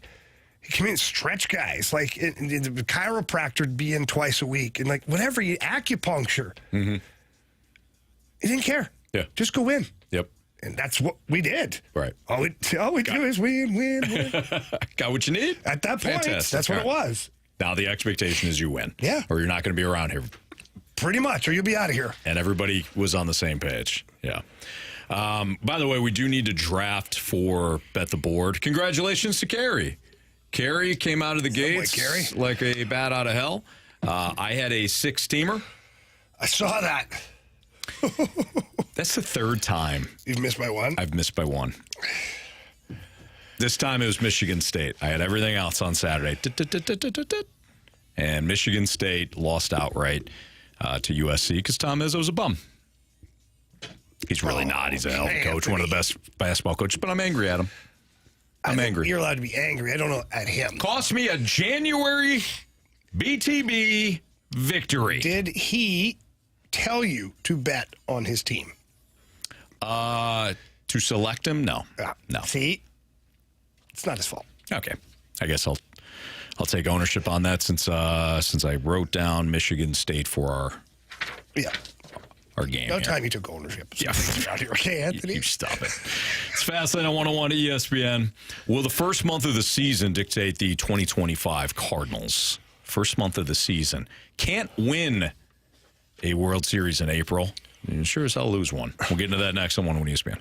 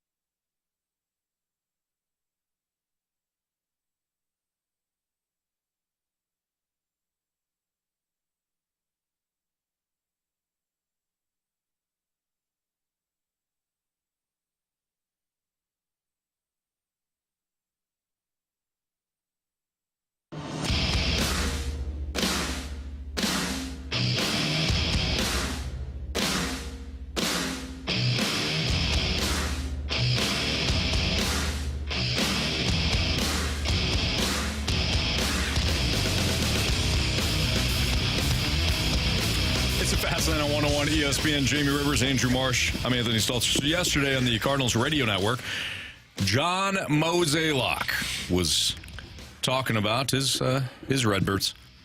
Here's Mo on why the Cardinals didn't sell off assets when they had an opportunity to. You know, right now there's some fans that are annoyed we didn't blow the team up more. I think there's others that are hoping that we can be a competitive club. So it's just really a fine line to walk. And I think what we're really trying to accomplish is give a lot of our younger players an opportunity so we know what we have, but still try to put a competitive product out there so our fans have a reason to show and be excited about it. So trying to kind of walk two parallel paths here, it's difficult. Obviously if things don't go the way we hope, then you have the season to then look at ways to arbitrage your players as you start to think about the future. But if things go well, then from an ownership standpoint on down, then we can look at it a little differently as well. You guys mark off arbitrage on your Mo bingo? Anthony, before you worry about arbitraging your players, the reason you haven't arbitraged your players yet is because you can't get rid of them. That's what bothered me about what I just heard. I still don't know what that word means. I don't know. It means eliminate, I think. Arbitrage. I don't know. I'll goggle it. Arbitrage. I don't care. What I heard in that was a front office member trying to now rebrand what they're doing here. Because at the end of the year press conference, we were told this is a youth movement. We don't know what the future for Paul Goldschmidt, Nolan Arenado, we don't know. Right. Sonny Gray even got mentioned in there. Wilson Contreras never did, which is weird. Okay, but they keep moving him all over the place. But anyway, it doesn't matter. I digress. Now there's parallels. The parallels now, we were one direction before, one highway, headed towards youth movement and development. Right. Now, hang on, we just built another road. It's running in parallel. It's we're going to keep playing the old guys because they've said no to the trades or we can't trade them. So we're doing both things now. Yeah. Until we start losing a lot again, and then we'll try to sell them off again, and hopefully somebody takes them. Mm-hmm. This is the problem with the Cardinals' messaging, it continuously changes. Pick a direction. I would love to go back, and maybe we'll do this, Marshy. I don't know if it's too much work for you or who knows. But go back and find the press conference from the end of the year. Take the audio of things they say, and then take the audio of things they're saying now. Watch how many differences there are. When they talk about, it's not a payroll dump, it's not this, it's not that, we're just going with the youth movement. Then a month later, they're talking about dumping salary and that Arenado's in play now because of, it continuously changes, which makes it tough for anybody to trust what they're doing. If I'm the ownership group, if I'm the DeWitt family, I am stressing crystal clear messaging to my fan base. No, John, you're not going to wing it. There's not parallel roads here. We're still on the youth movement road, except we have some unique situations that we're looking to tend to. That's it. Yeah. So the fans aren't stupid. They know you're trying to trade Arenado. He already nixed the trade. Right. And you're talking about dumping salary. We got to lower this. We got to lower that. But which one is it? Mm-hmm. It's the Trojan horse, like I said before. Here's the youth movement / salary dump. Yep. Well, the Ryan Helsley thing has never made sense to me either. It really hasn't. Maybe this is where the arbitrage situation comes in. And by the way, because we always get this about Helsley, there's always inevitably a Cardinals fan that comes in, well, why'd you want to trade away your closure? You're still trying to win. I get it. I do. Are you going to sign him long term? Hang on. Anthony. Are you going to sign him long term? Because you're not. You're not. Yeah. Now, also, I thought it was a youth movement. Youth movement requires you to kind of, fuel the farm system, which you could accomplish. And not that Helsley's old by any means, but what is Ryan Helsley's role? He is the closer of your St. Louis Cardinals. Okay, and just help me out here, okay? Mm-hmm. Just play along. You bring in your closer when? Typically in the ninth. Yeah. When you're winning. Okay. Or if you're on the road in the last inning. Okay. So let's just isolate the first thing you said. You bring them in when you're winning. How many games do you think you're going to be winning Ninth inning. 83. 83. Do you? He's not going to pitch every one of those. Nope. Well, I think it really depends on, you teased about the beginning of the season. What's weird about this is, like, I think fans would be more excited if they just stuck with the whole youth movement thing, and that was the direction, and then you wouldn't have to worry about, selling tickets, and we want to, make sure our fans know that we have a competitive ball club. I don't think fans care at this point. I think they really just care about seeing the young guys play. So are you going to wait a month to see how bad or how good your team is? And if your team does, for whatever reason, have a good start, you're just going to keep rolling with that until they inevitably start to stink again in like June or July? And then you've wasted half the year trying to get these guys a chance to play? That's correct. That's the Cardinal way. Like, I don't get it. Cardinal way. Yeah. Jason brings up a good point in the snake, but he goes, I actually don't blame them for not trading Helsley if what was offered made it worth it to hold the asset until the deadline. This is where arbitrage comes in. So arbitrage, buying, selling securities, currency or commodities, in this case commodities would be your players, in different markets or a derivative forms in order to take advantage of differing prices for the same asset. So you put Ryan Helsley out there in the offseason, if Jason's right, and you weren't hearing the offers that you want, you hold on to them and you put them out there again on the trade market, and maybe you'll start to hear the offers that you want. Fine, and unless his arm falls off or he gets injured or whatever, and then the variable changes, and now you're stuck with nothing. Is there a better word to use than arbitrage? Triage. Oh, completely different meaning. I don't know what that is either, Anthony. I don't know. Anthony, arbitrage is probably the perfect word. It probably just don't like is. It. Yeah. I don't know. It just sounds like a Scripps National Spelling Bee word, and any word that comes out of that competition, it's not a word for me, unless it's iridocyclitis. Oh, I like that. That's a dinosaur. Do they make a medicine for that? I don't know. It's funny that you went there and I went with dinosaur. It sounds like a skin rash or something. Sounds like a carnivore. What? Yeah, I could see both. Maybe the carnivore has it's some sort of problem. I don't know. Yeah, he's not around or something. He's not around anymore. Never know. That's right. Maybe that was the problem. Didn't have the right stuff. Never know. All right, I think we accomplished a lot in that segment. Time for the Gauntlet. Next in the Fast Lane on 101 ESPN.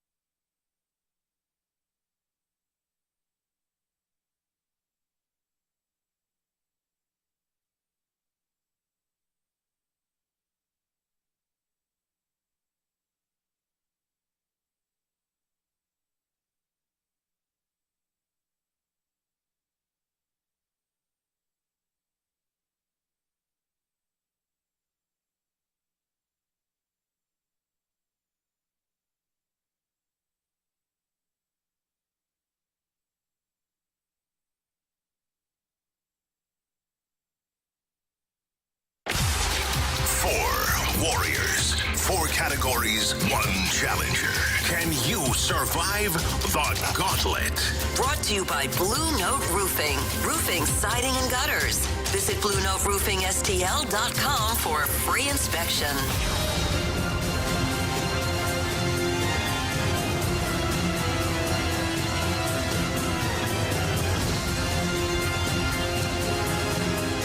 .402, your time check is brought to you by Clarkson Jewelers, an officially licensed Rolex jeweler, with Jamie Rivers and Andrew Marsh. I'm Anthony Stalter. Appreciate the listeners right now, including our guy Brian. What's up, Brian? How are you? Pretty good. How you guys doing? We're doing really good, man. Are you ready for the Gauntlet? I sure am. Okay. Would you like to take on Jamie Rivers, Andrew Marsh, or me in the Gauntlet? Well, since likelihood Jamie might be gone later in the week, I guess I'll try Jamie. It's a great call. That's just you're just being pragmatic at this point. Good. Nice I couldn't work. find a pen anyway, so it's good stuff. Thank you, Brian. Good luck to you, Jamie. Good to you. You too. All right. English is my second language. I had arbitrage.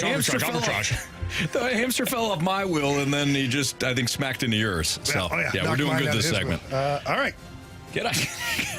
What are you looking for? And boom goes the dynamite. All right, go ahead, Brian. Tell Marsh to spin the wheel. Marshy, get that wheel spin. Boy, Brian, I got to tell you, based on what I've seen here in the last minute, it's a good time to play the Gauntlet. Yes. Unless you get random. How do you feel about random? It doesn't really matter to me. I mean, it's all going to come out in the wash anyway, one way or the other. Okay, there you go. I like the attitude. It's very positive. So you're going to get 4 random questions. Jamie will receive the same 4 random questions. Thanks, Marsh. Each question is worth 2 points unless you ask for the options. If you ask for the options, those questions become worth 1 point. Are you ready, Brian? Sure. Question 1. From January of 2005 through early 2009, what was Condoleezza Rice's distinguished job title? Secretary of State. Final answer? Yes. Question number 2. The largest college library in the United States exists where? Ooh. I think I'm going to need the options on that one. Options are Yale University, University of Illinois Urbana-Champaign, Harvard University. Just let me go with Harvard. Final answer? Yeah, final answer. Trying to think, but I think final answer on that one. All right, Brian. Question number 3. Can you name Metallica's lead guitarist? Oh, shoot. I'm drawing. Yeah, I know the name, and I'm drawing a blank on it right now. Give me the option. Jason Everman, Kirk Hammett, Lars Ulrich. Oh, shoot. Losing those second. Give me the options one more time. Sure. Jason Everman, Kirk Hammett, Lars Ulrich. I guess I'll go with Lars Ulrich. Final answer? Final answer, yeah. Question number 4. In the holiday classic, National Lampoon's Christmas Vacation, who utters this line? We need the character. And here is the line. Last season, he was a pixie dust spreader on a tilt-a-whirl, and he thinks that maybe next year he'll be guessing people's weight or barking for the yak woman. Oh. I don't remember if that's Clark Griswold. I guess let me go with Clark Griswold. Final answer? Final answer. All right, so we'll bring in Jamie back from the cone of silence. Brian, how you feeling? So. With it being random, it's hard to sometimes come up with those. They're a little on the out of the blue sometimes. They can be. These absolutely. were weird. Yeah. Honestly, they were kind of outside of one. Yeah. Felt this was the type of random I kind of like. So, Jamie, your category is random. Oh, baby. As you probably just heard. Yeah, random. Completely random. Okay. Are you ready? Yes. Marshy? Pack a lunch. All right, Jamie, question 1. Yep. From January of 2005 through early 2009, what was Condoleezza Rice's distinguished job title? Oh, she's had several. Options, please. Was she the U.S. Secretary of State, Yes. the Defense Secretary, or the Secretary of Education? Secretary of Defense. That was A, right? U.S. Secretary of State, Defense Secretary, or Secretary of Education? Go with A. Final answer. Question number 2. The largest college library in the United States exists where? Yeah, I was just talking about this the other day with a couple of my buddies. Yeah. Let's get the options, though, just in case. Is it Yale University, University of Illinois, Urbana-Champaign, or Harvard University? Oh, it's got to be Harvard, right? You got all the money over there. C. Harvard. Question 3. Can you name Metallica's lead guitarist? Oh, gosh. I know it, too. It's, Oh, this is terrible. It's not Jason. That's the bassist guy. He's not there anymore. It's not Lars. It's not James. It's The other guy? It's the other guy with the black hair, curly hair. He's a small guy. Kind of weird. Met him a couple times. A little bit different. It's Chris. This is going to drive me nuts because as soon as I hear it, I'm going to know it. Crap. Give me options, please. I'm sorry, would you like the options? What? Would you like the options for Metallica's lead guitarist? I think he said he wants.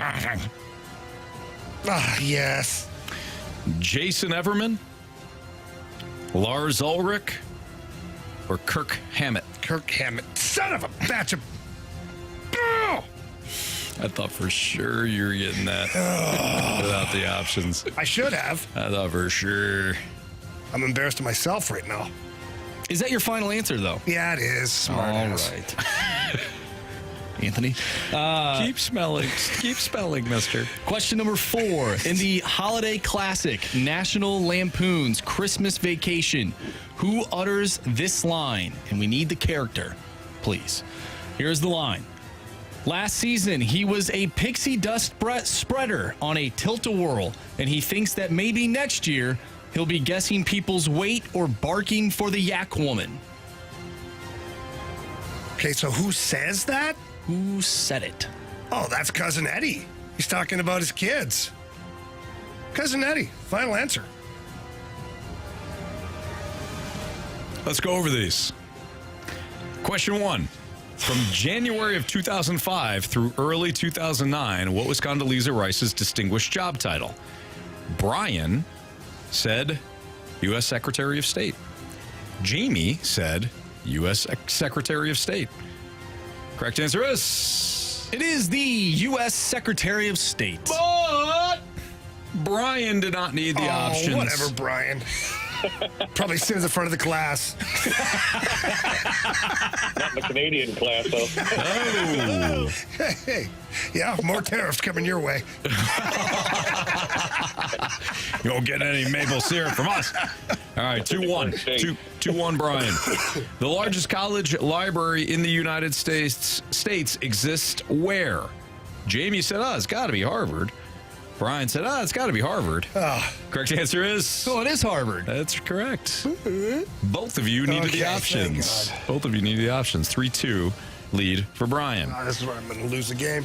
Can you name Metallica's lead guitarist? Jamie. You said Kirk Hammett, but you needed the options. Brian said Lars Ulrich. Oh! Correct answer is... It's Chris. No, I'm kidding. Kirk Hammett. Yeah. Kirk Hammett. Lars Ulrich is, of course, the drummer for Metallica. So you're saying there's a chance. We're all tied up, folks. Comes down to this. In the holiday classic, National Lampoon's Vacation, who utters this line? Last season, he was a Dixie dust spreader on a tilt-a-whirl. He thinks maybe next year he'll be guessing people's weight or barking for the yak woman. Barking for the yak woman. Brian, you went with Clark Griswold. Oh. Jamie, you went with Cousin Eddie. If it's Cousin Eddie, Jamie wins. If it's Clark Griswold, we're heading to a walk-off.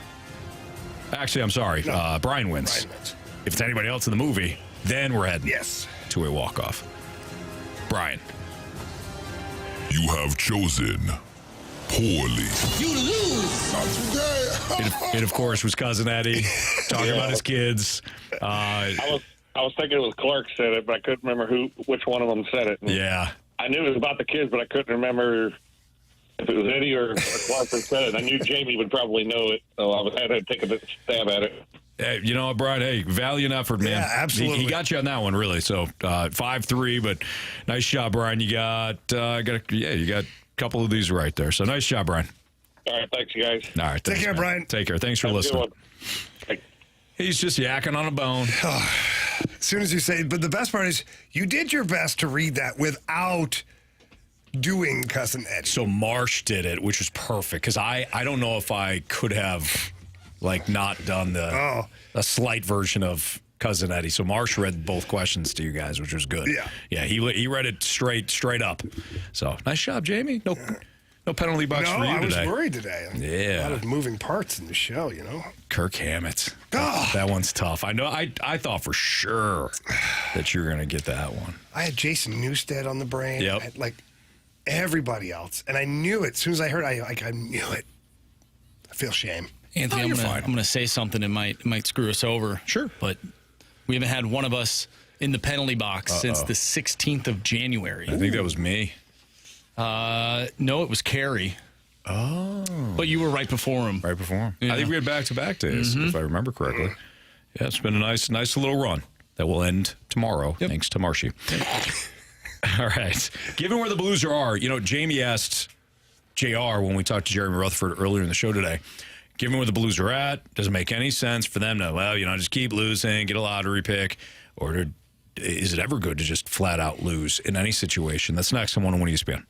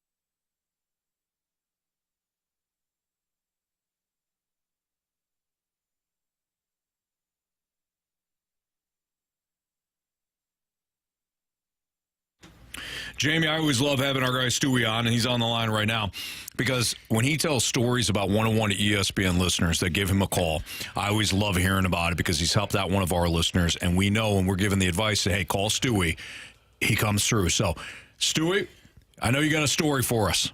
This is a great one. In Scotland, there was a tradition that when you pay off your mortgage, you paint your door red. Here in the United States, here in St. Louis, 7.5 years ago, a listener called me and said, hey, my credit score is 680. I got a ton of credit card debt. I have 25 years left on my mortgage. Can you help me out? 7.5 years ago, we consolidated his debt, gave him one low payment.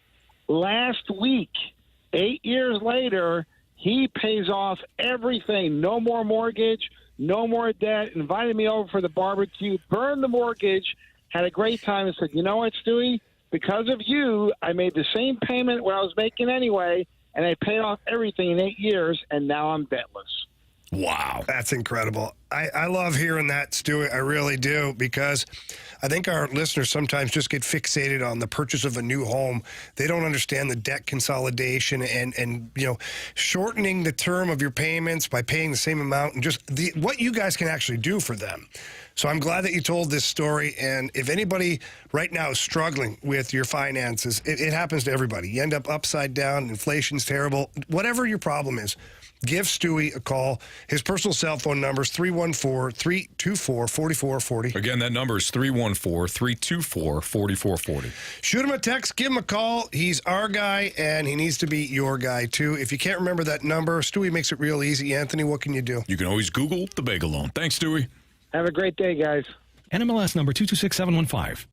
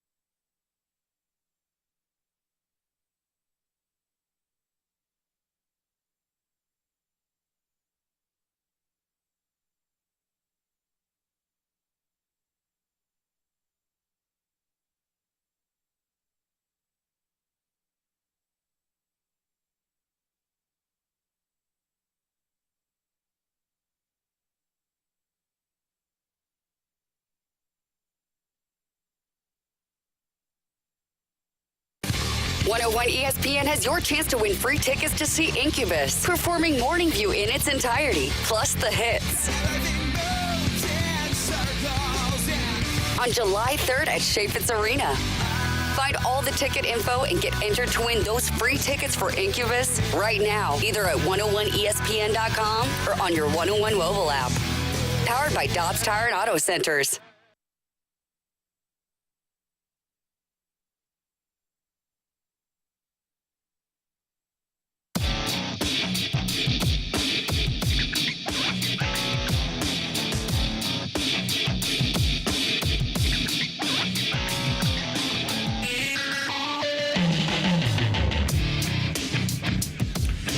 Before we dive into our Blues conversation, it is a new month. That means we're drafting for the new month of February for Bet the Board. And online right now is listener Gretchen. What's up, Gretchen? Hi, I'm doing good. How are you guys? We're doing great. Appreciate you playing Bet the Board with us this month. So this is how it works. You actually have first pick. So whoever you choose, you're going to follow their picks throughout the month. And if you win, when it's all said and done, you get a 101 ESPN prize pack. Sound good? Oh, yeah, sounds great. All right, so, Gretchen, without further ado, would you like Carey Davis, Andrew Marsh, Jamie Rivers, or me? I'm going to go with Jamie, and here's my logic. Give it to us. Football is almost over.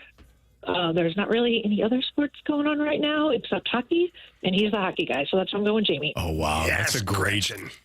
I got you. I didn't even think, honestly, I didn't even think about that, which shows my intelligence and Gretchen's intelligence. Yeah. Different levels. She's operating at a higher level. She certainly is. That's great. That's a great call. All right, so you got... Now I feel like a real big sense of responsibility. You should. Like, if I didn't care before, I really care now. Yay. You didn't care before? No, I said if I didn't. Oh, okay. Doesn't mean I did. Yeah, hypotheticals. Thank you, Andrew. We're dealing in hypotheticals. Gotcha. Gretchen, I got you. Thanks, Jamie. All right, let's do this. All right, you got Jamie. Thanks, Gretchen. Thanks. You know, one piece of advice for you, Jamie. I wouldn't keep playing the Flyers like you have been recently. I know you've been going for those underdogs. Yeah, it's weird how sometimes I get into not a rut, but I just get a vision, and I just stick with that vision. Yeah. It's weird. You're going to have a great month. Some would think that sometimes, like, it's a vision that's counterintuitive of what I actually... Like it's coming from somebody else. Almost, like a different entity. Yeah. Yeah. That's my fault, though. You guys are talking at a deeper level right now, I feel. We're trying to get as deep as we can. I recognize that. Yeah. We're talking arbitrages and triages and everything in between, Marsh. Yeah, whatever else rhymes with that word. So the Blues played last night. They went 2-1 over the Utah Hockey Club, one of the dumbest names of all time. Mirage. Barrage, too. Barrage, triage. I think we covered all the Ages, right? Wizard of Oz?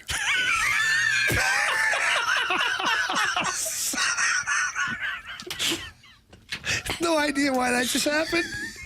All right, let's talk about the Blues. I see the wheels turning, too. I'm like, he's got something. He's got something. Here it comes. I really did. Yeah. All right, so earlier we talked to our guy Jeremy Rutherford about the Blues, and Jamie, you actually asked JR this question. You said, what is your take on the Blues? Because some people are suggesting, I might as well just keep losing, get a better draft pick. Here's JR's opinion on that sentiment. Yeah, okay, so I can hear the argument, and I can respect people who make that case, and then I'll give you my opinion. But, I understand it because it could be 2 years in a row now here where you miss the playoffs, and it could be by a few points again, just like it was last year. And then also you're coming away with the number 16 pick in the draft who, may or may not be a future, talented player in the NHL. So you could look at these 2 or 3 years and say, they just were right there in that muddy middle and never accomplished anything. But, if you listen to Tom Stillman, and I sat last summer with him and had lunch and we talked about this topic, he said, listen, we want to be competitive. We don't want to get into a situation where it's 5-7 years and nothing's guaranteed. You're not guaranteed to get that superstar. Look, there have been somewhat lighter crowds here at Enterprise lately, but not to the point where if you were tanking this thing like the rest of the year and all of a sudden you're looking at, 2/3 of building full. That's not the situation they want to create. So I can't see this organization go down that road, Riv, even though I can understand where people are coming from. So that's JR's opinion. Yeah. Jamie, what is yours?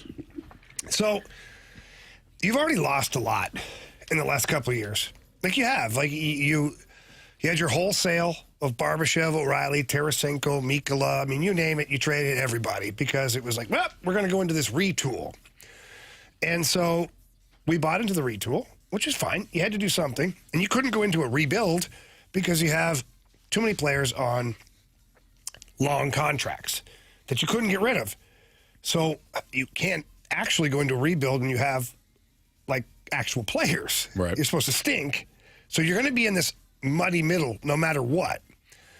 And so Army made a point last summer of saying, we're not calling it a retool anymore. Like, we're plowing straight ahead. We've got Holloway, Broberg, Thomas, Kyrou, Bolduc. Like, yeah. Let's do this. Let's go. It's time now to push for a playoff spot. So then what's the messaging to your fan base or your team if all of a sudden now you start losing? Not on purpose, but you make it so that the odds are against you a little more. You're telling your fan base that you don't know what you're doing during this retool. And you've lied to your players. Yeah. Because you've told your players at this point, we're going to compete. We're tired of hearing the word retool. The players themselves are tired of talking about last year and the year before. Sure. And let's go again. Let's go through the lineup here. Tyler Tucker is a relatively young player. Joel Hofer, young. Jake Neighbors, Bolduc, Holloway, Broberg. Am I missing somebody? Kyrou. Yeah. Thomas. Like, whatever. Yeah. They're like, not young, but like, they're part of that future. Young. Sure. If you just keep losing, you know what that creates? A losing atmosphere, a losing environment. Losers. Look at Buffalo right now. The Buffalo Sabres have done exactly what some people are saying. Just get a high pick, get a high pick. They have had, 3 first overall picks, and they still are not going to make the playoffs this year. Yeah. In fairness, they did win yesterday. 13 years in a row, Anthony. So there's no guarantee. 13 years in a row? That they have not been in the playoffs. So if people think, well, we'll just lose a little bit, grab a first rounder, a top 10 pick or whatever, there's no guarantee that top 10 pick is going to even be a game breaker. Like Eric Johnson, he's had a great career. He has. But does anybody now look back at that and go, he was a first overall? No. You look at guys like Quinn Hughes, Cale Makar, like you look at difference makers.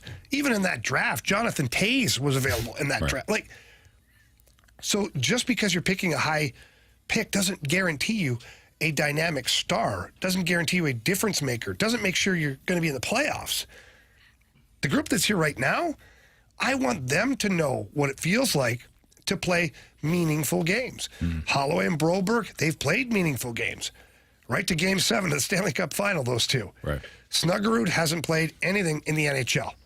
Dvorsky, nothing in the NHL. Bolduc, nothing in the NHL. Like, go down your list. It's just several young players that have not played what we call meaningful games at the end of the season. In order for the losing mentality to go away, you have to stop losing. Right. And I don't see it being productive to roll the dice just to try and get one player. You just had the World Junior Championships, which is the top tournament under 20 in the world. And you had the most players there. You had 9 players there. I think you have enough young talent. Right. It's time to start building that team now to become a perennial playoff team again. Yeah, I certainly, and JR illustrated this too, I certainly understand the idea of you keep losing, you get a higher draft pick, and then who knows, you get maybe that next star. If that happens, it's going to happen anyways. You don't, to your point, you don't want to set it up where that becomes the strategy. You never want losing. Talking about putting all your eggs in one basket. Right. You never want to have losing infiltrate your organization. So, Jamie, I'm completely with you on that. So in the snake pit, Jay Apple, or Japple, however. What's up, Japple? He's like, dude, it's not even rolling the dice. Completely disagree with Jamie. We're talking about this year specifically. Yeah, okay, let's talk about this year specifically. There's 2 players that could potentially be difference makers. There's no guarantee you're getting either one of those guys. I would call that a gamble. If you're going to sacrifice the culture of your team to a losing mentality all of a sudden, right? Just getting crap kicked every single game, which your veteran players aren't going to want to be here anymore, or they're going to stop competing. Robert Thomas is not going to be thrilled. Jordan Cairo won't be thrilled. Think Jordan Binnington's going to be thrilled facing 45, 50 shots a night? Yeah. It just creates this awful cloud over the team. I know, I've been on that team. I played for a team called the New York Islanders. Jamie Rivers. Who had no sense of direction at all, that team. Yeah. They just thought, we're going to just keep getting these young draft picks. It took them a decade to get out of that hole. And again, I'll repeat, the Sabres are still in that hole 13 years later. I don't know about you. I don't have an appetite for it. No, I'm with you. That's Jamie Rivers. I'm Anthony Stalter. It's the Fast Lane on 101 at ESPN. Our guy Andrew Marsh here as well. No Carey Davis. Carey is under the weather, so hopefully he will be back with us tomorrow. Don't forget, we are drafting for Bet the Board.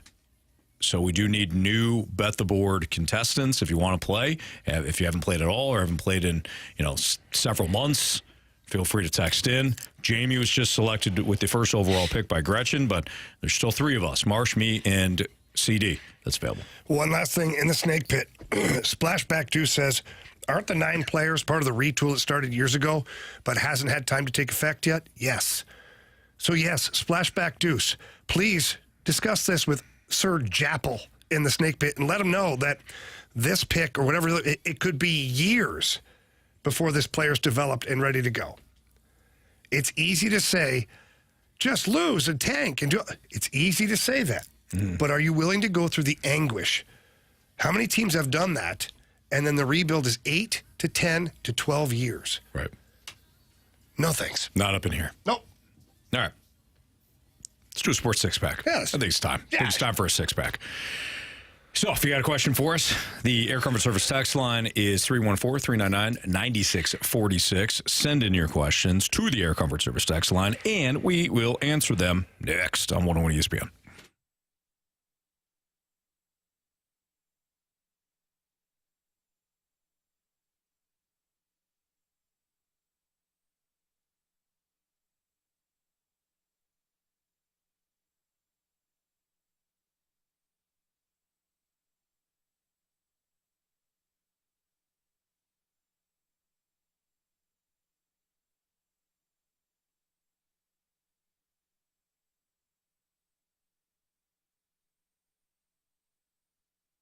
All right, if you love sports betting and you love the big games that are coming up, especially the big one in the NFL coming up on Sunday, please download Circa Sports Illinois. That app is fantastic. And it all started with my buddy Derek Stevens, who created the world's largest sports book in Las Vegas. Now the world's largest sports book, is at your fingertips. It's got that old school Vegas betting style. They got tight money line splits. They've got the best odds out of any app that's out there. You don't believe me? Check it out. Check out any other app. Circus Sports has better apps, which means better payouts as well. They've got good lines on all their futures bets. And with the big game coming up here on Sunday, just think of the player props, the different props that are available, the parlays that are available. It's going to be a tight game. Pick your poison right there. But Circus Sports is going to definitely give you the best odds. And it's super easy to use as well. Go to their website or find them in the App Store. Download the app. Very user-friendly as well. And if you have any questions, they have exceptional customer service available to you from a human being, not a bot. So you get to talk to somebody if there's any problems at all. But please don't miss out on all the action. You can download and bet like a pro with your Circus Sports Illinois app today and join in on all the excitement. If you or someone you know may have a problem with gambling, call 1-800-GAMBLER or text ILGAMB to 833-234.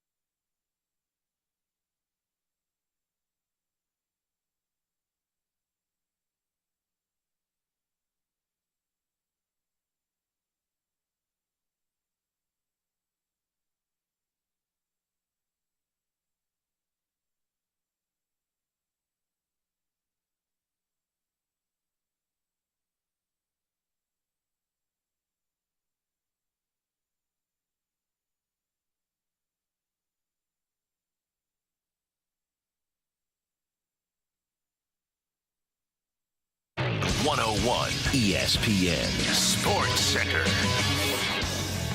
I'm Andrew Marsh. It's time for a Sports Center update driven by Johnny Londoff Chevrolet and Johnny Londoff Autoplex. The Blues defeat the Utah Hockey Club last night by a final score of 2-1. They'll take on the Edmonton Oilers tomorrow night, and you can listen to that game right here on 101 ESPN. Pregame starts at 6. Puck drop is at 7. We'll talk with Blues head coach Jim Montgomery at 5 o'clock.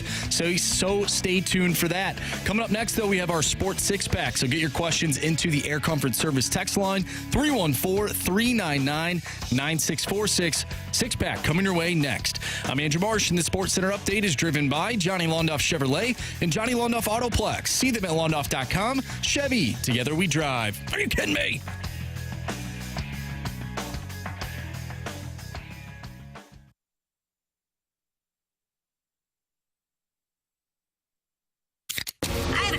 It's time for the Fast Lane to answer your sports questions. I want to ask you a bunch of questions, and I want to have them answered immediately. Asking me all these weird questions. Answer the question. Answer the question. Answer me! The Sports Six-Pack is now.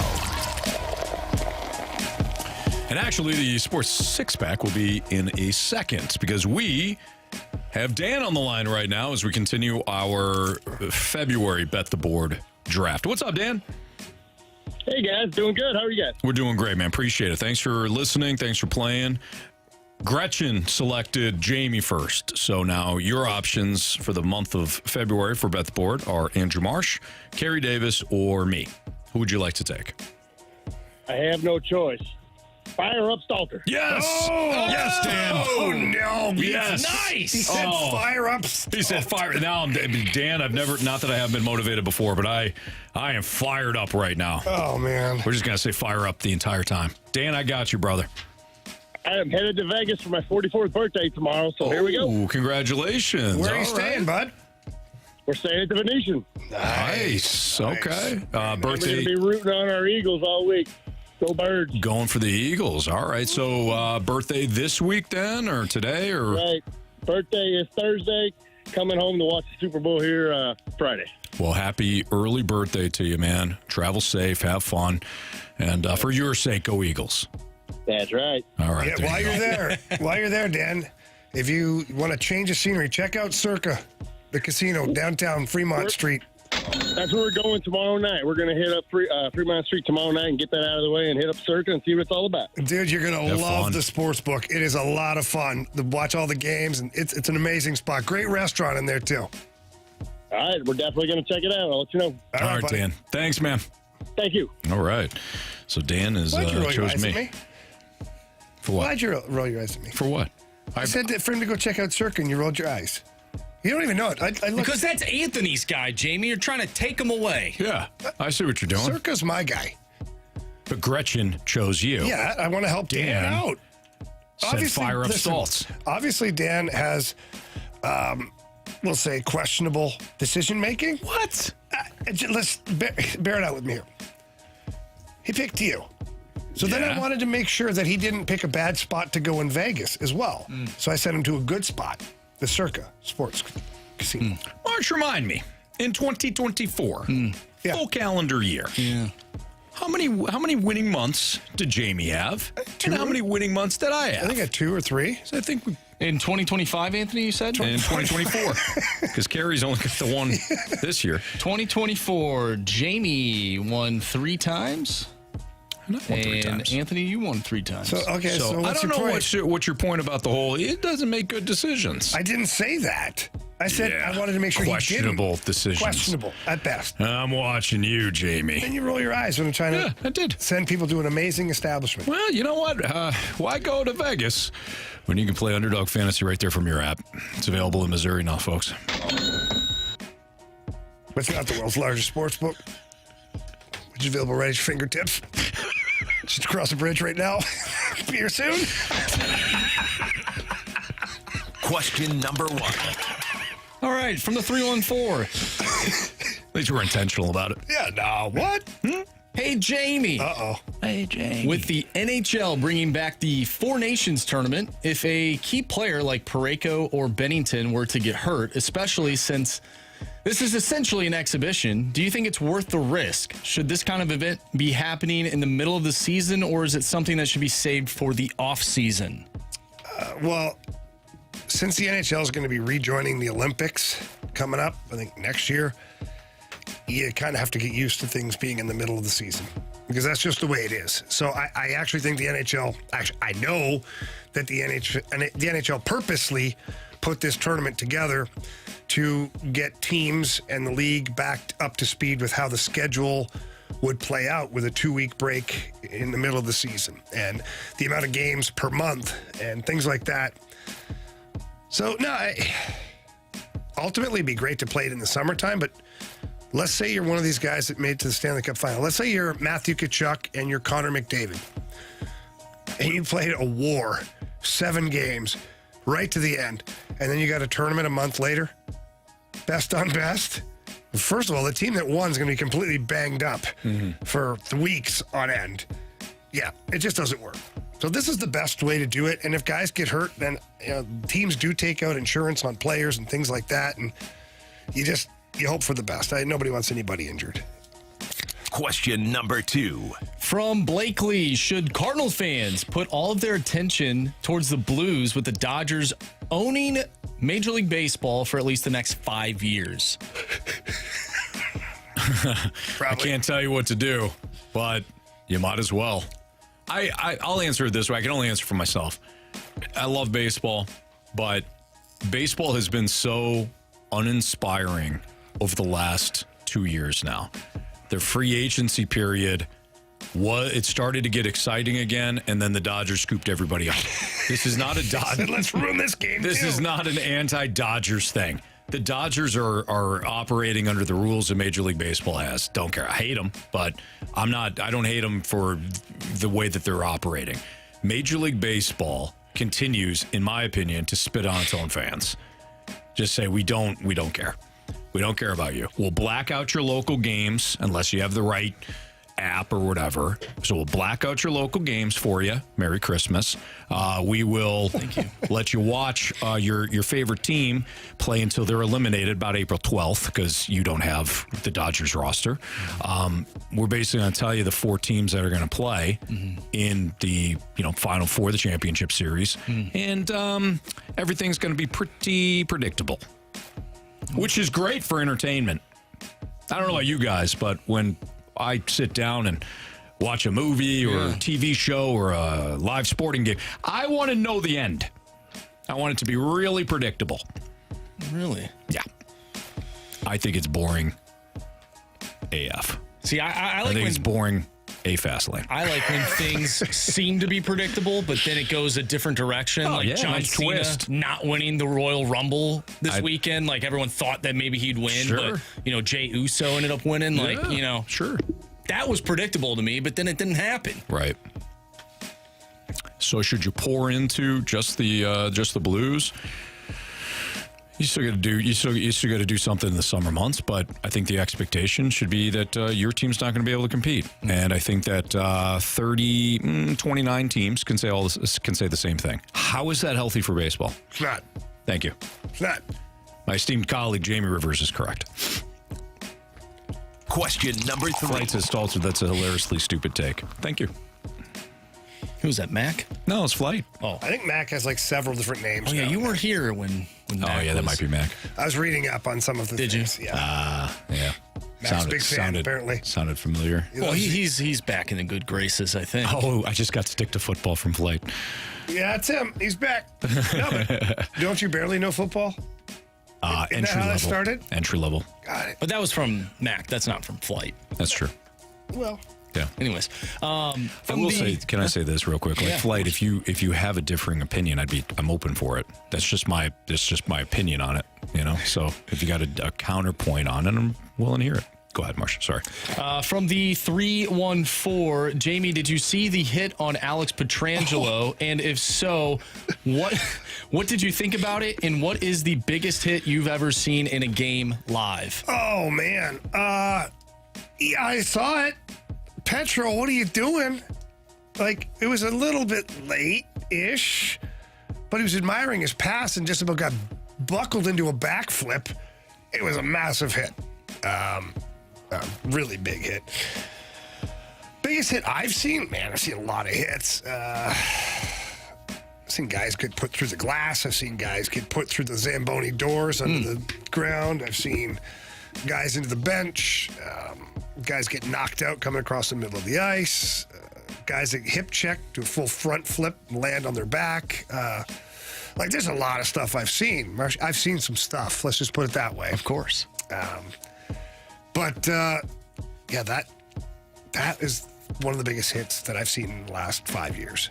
I think the biggest hit that I've seen, and it wasn't live, but it had to be Scott Stevens on Paul Correa in the Stanley Cup. Oh, you know what? It's actually, that's a big hit.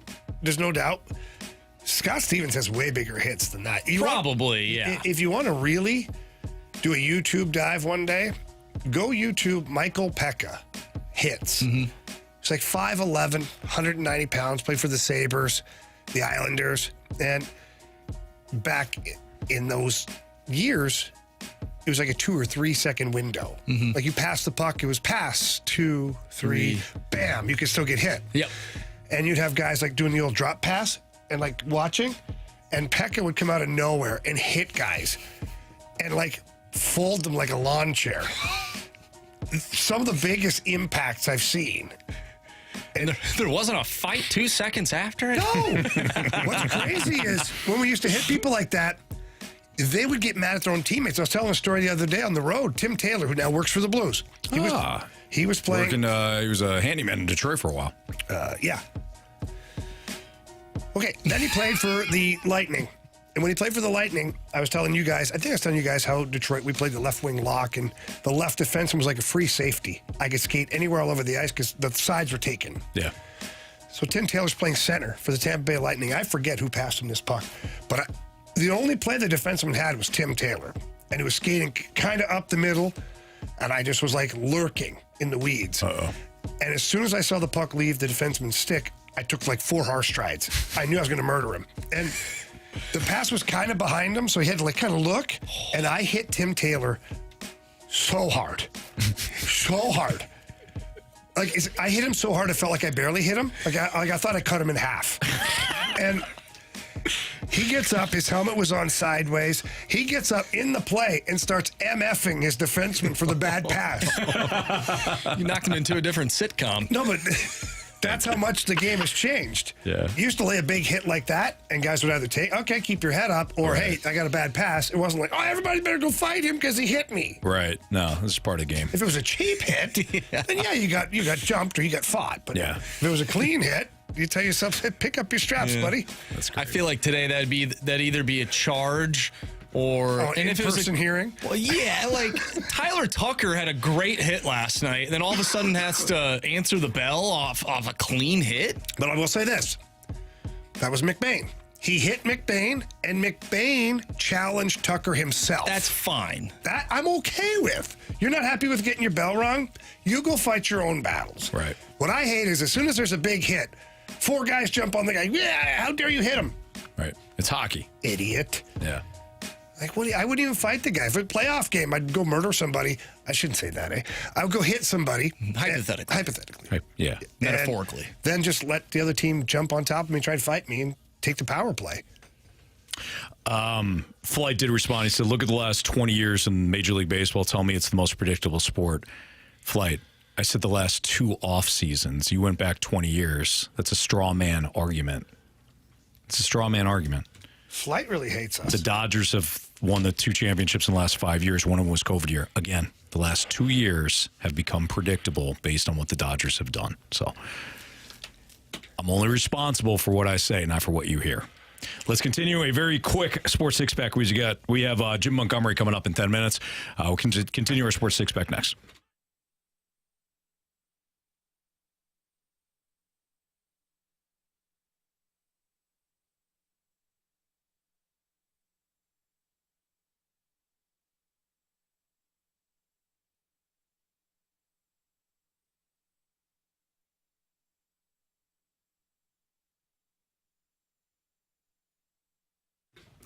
I love working with Mosby Building Arts. I can say this with the utmost confidence because my wife Kristen and I, we had an issue with one of our doors. We had a pair of doors that led out to the patio, and in the basement it was leaking, and it had been a big problem for a while. And I tried to work on the project myself. I'm like, I'll fix it.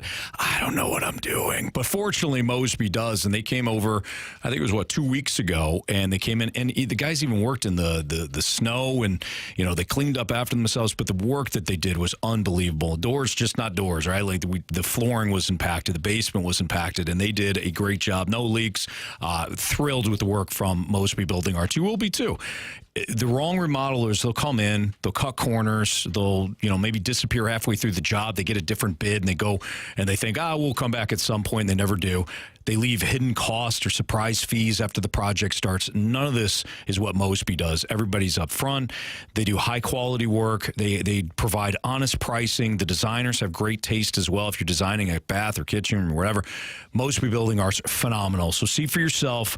Don't risk hiring the wrong team. Call Mosby Building Arts, the right remodeling company, at 314-909-1800 or visit callmosby.com. You can schedule your free consultation today and see the difference for yourself. Again, it's Mosby Building Arts, the right remodeling company.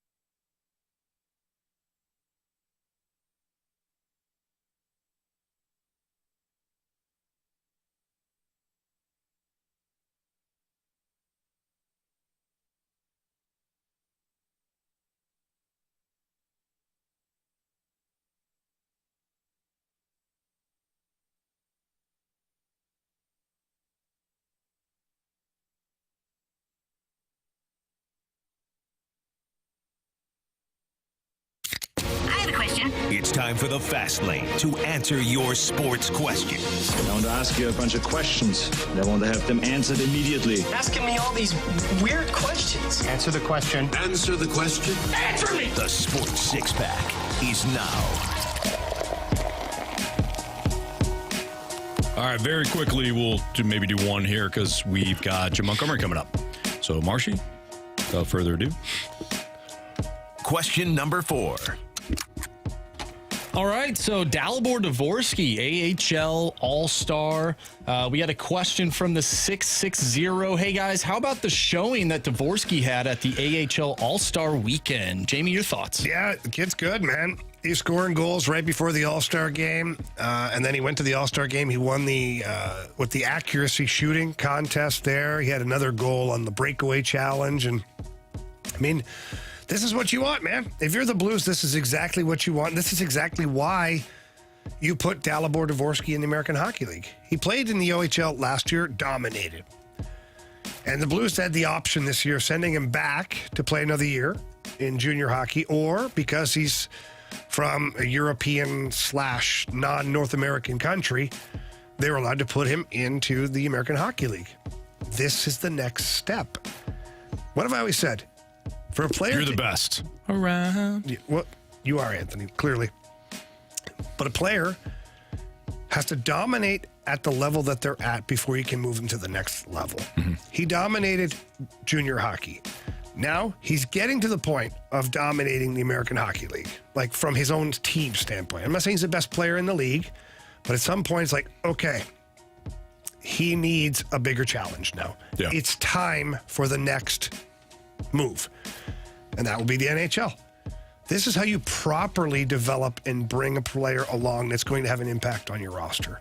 This is great. I couldn't be happier for the Blues, for sure, because he's a great player, but I'm really happy for the player because this is the proper speed that he's being developed at. There you go. All right, Lau, we got to get to Jim Montgomery, our weekly chat with the coach. So Sniffles, we'll see how he's doing. We have a new Sniffles now. Yeah, we do. That's right. That's right. Now he just calls Carey Sniffles. Yeah, so we'll see. You're off the hook, Jamie. Well, Congratulations, buddy. Monty was sniffling a little bit yesterday, too, so we'll see. Uh-oh, Jamie's got a bone to pick. Jim Montgomery next on 101 ESPN.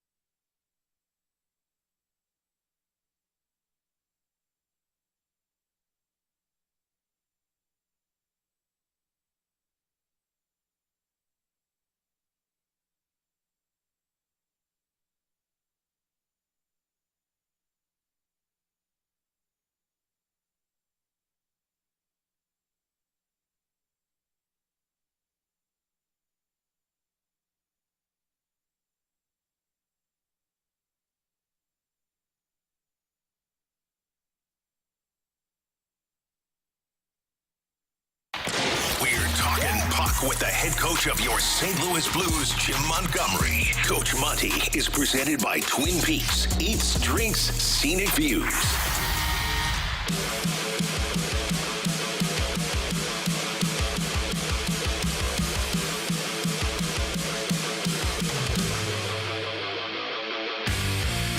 It's the Fast Lane on 101 ESPN 501, your time check, brought to you by Clarkson Jewelers, an officially licensed Rolex jeweler with Andrew Marsh and Jamie Rivers. I'm Anthony Stalter. No Carey Davis today. Carey is the latest Fast Lane member who has fallen victim to the sick bug that Jamie all gave us. Well, not me, Jamie, to be fair. I've stayed strong. And so is our guy, Jim Montgomery, the head coach of your St. Louis Blues, coming off the win last night in Utah. And he joins us via the Collier and Thompson phone line. Coach, how are you today? I'm good, and it's great to be on the toughest sports talk radio host show in the world. We got the in the world moniker. I love it, Coach. Thanks. A lot of grit. Not so much in the brains, but a lot of grit here, Monty. That's right. I love it. You know, anytime the show gets a little tough about 5 o'clock, Coach, we think about the grit that's needed for the final hour. So, looks like you had a lot of that grit in the third period last night, too, huh? Yeah, we did. You know, it was nice to see, the team respond with an effort like we had last night, and for 60 minutes. It's something that, has been escaping us, but it was great to see and something we're going to be able to build off of. So, yeah, last night, obviously, a nice win. Boys bounced back. A pretty complete effort all around. And I hate to do this, but let's go back to Colorado just for a second. The first period kind of told the story of the game. You know, you guys had a week of building up to that. You had the tough practices. Doug Armstrong had his discussion with the media and whatnot. Were you a little surprised when the Avalanche came out as good as they did and maybe you guys didn't match that, Monty? Sometimes you get a feel as a coach, like where your team's at. Not so much physically, but mentally. And, that morning skate was just, something was off. And, I was hoping that I was wrong in the feel that, not only I had, but, the staff in general. And for whatever reason, our team was off that day. That was by far the worst effort and game that we've played as a group together this year. And what you want to see is that you're not going to accept those kind of efforts and that kind of performance. When you're part of the Blues organization and the long history of, representing the city and trying to be a blue-collar team, it was good to see us get back to that kind of game on yesterday. Yeah, it was. And, just take us behind the curtain as much as you can. Of course, obviously, we understand we don't have access to everything, but the game happens in Colorado, and then it's a relatively quick turnaround. You get 1 day in between, and you guys had a spirited practice in Salt Lake there. We were at the Olympic Park or whatever. But, as a staff, what's the message then? Because you've already had your not your reprimanding, but you've had the tough practice, you've had the difficult discussions, and then you go out and you have a game where it didn't go the way you wanted. What's the next step at that point for the coaching staff? Yeah, the next step is trying to get energy into the group and positive mindset energy, not so much physical energy. And I think it started by right after the loss in Colorado about, talking about when you were 7 years old and 8 years old, and it didn't matter if you grew up in Russia or Sweden or Finland, or you grew up in St. Louis, or you grew up in Toronto or Montreal. Everybody in that room when they were 7 years old, and I asked a few players. I remember asking Robbie Thomas, and he goes, "I wanted to play in the NHL," and I said, "Well, we all wanted to be here. We're all lucky enough to be doing what we wanted to do," and we asked that everybody think about that and come with that kind of mindset tomorrow to practice. And I think I don't know if that was it. I just don't know if we were so upset with the way we played that we came out with such a spirited practice. But you could tell as soon as we hit the ice for practice that we were a completely different group. And we were excited as a staff to see what kind of performance we were going to have. And we knew it was going to be good, but because we knew that the players were back mentally and that they were energized and the focus was there. Coach Jim Montgomery joins us right on the Fast Lane on 101 ESPN. Coach, you talk about having that one message, or in this case, having that positive energy that flows throughout your entire locker room. But as you noted, you have guys from all over the world. How difficult is it to get everybody on the same page? You know, hockey is one thing. You all speak the same language in that regard. But how difficult is it to spread that one positive message that you can get somebody from, you know, I don't know, Germany or Sweden to be on the same page as somebody from the U.S. and Canada, and you guys all come together? Yeah, you know, the one thing about hockey players is it doesn't matter, like, actually, you know, they grew up in different cultures. As we know, Russia's very different than Sweden, and, you know, Canada's very different than the United States. I see it every day in Jamie, Coach. I hear you on that. The tariffs just went up again. And it's not just accents, but it's, you know, just the way that you're used to going to school or going to a grocery store. But the amazing thing about hockey players is that wherever you're from, the common bond usually is the house they grew up in. And usually there's an inspirational figure in that household is why they play the game of hockey. And it's usually a mother, a father, a grandfather, an older sibling that has inspired someone in their life to want to be part of a team and want to be someone that helps another player or a teammate win a championship together. So, Coach, you shuffled the deck a little bit before the Utah game. You got Jordan Kyrou back up there with Thomas Buchnevich, and Matthew Joseph gets a little promotion up to the second line. He's been playing hard lately. But following the game, when you went back, watched the video, and did all the analytics and the eye test and that, were you happy with the line combinations and how they worked?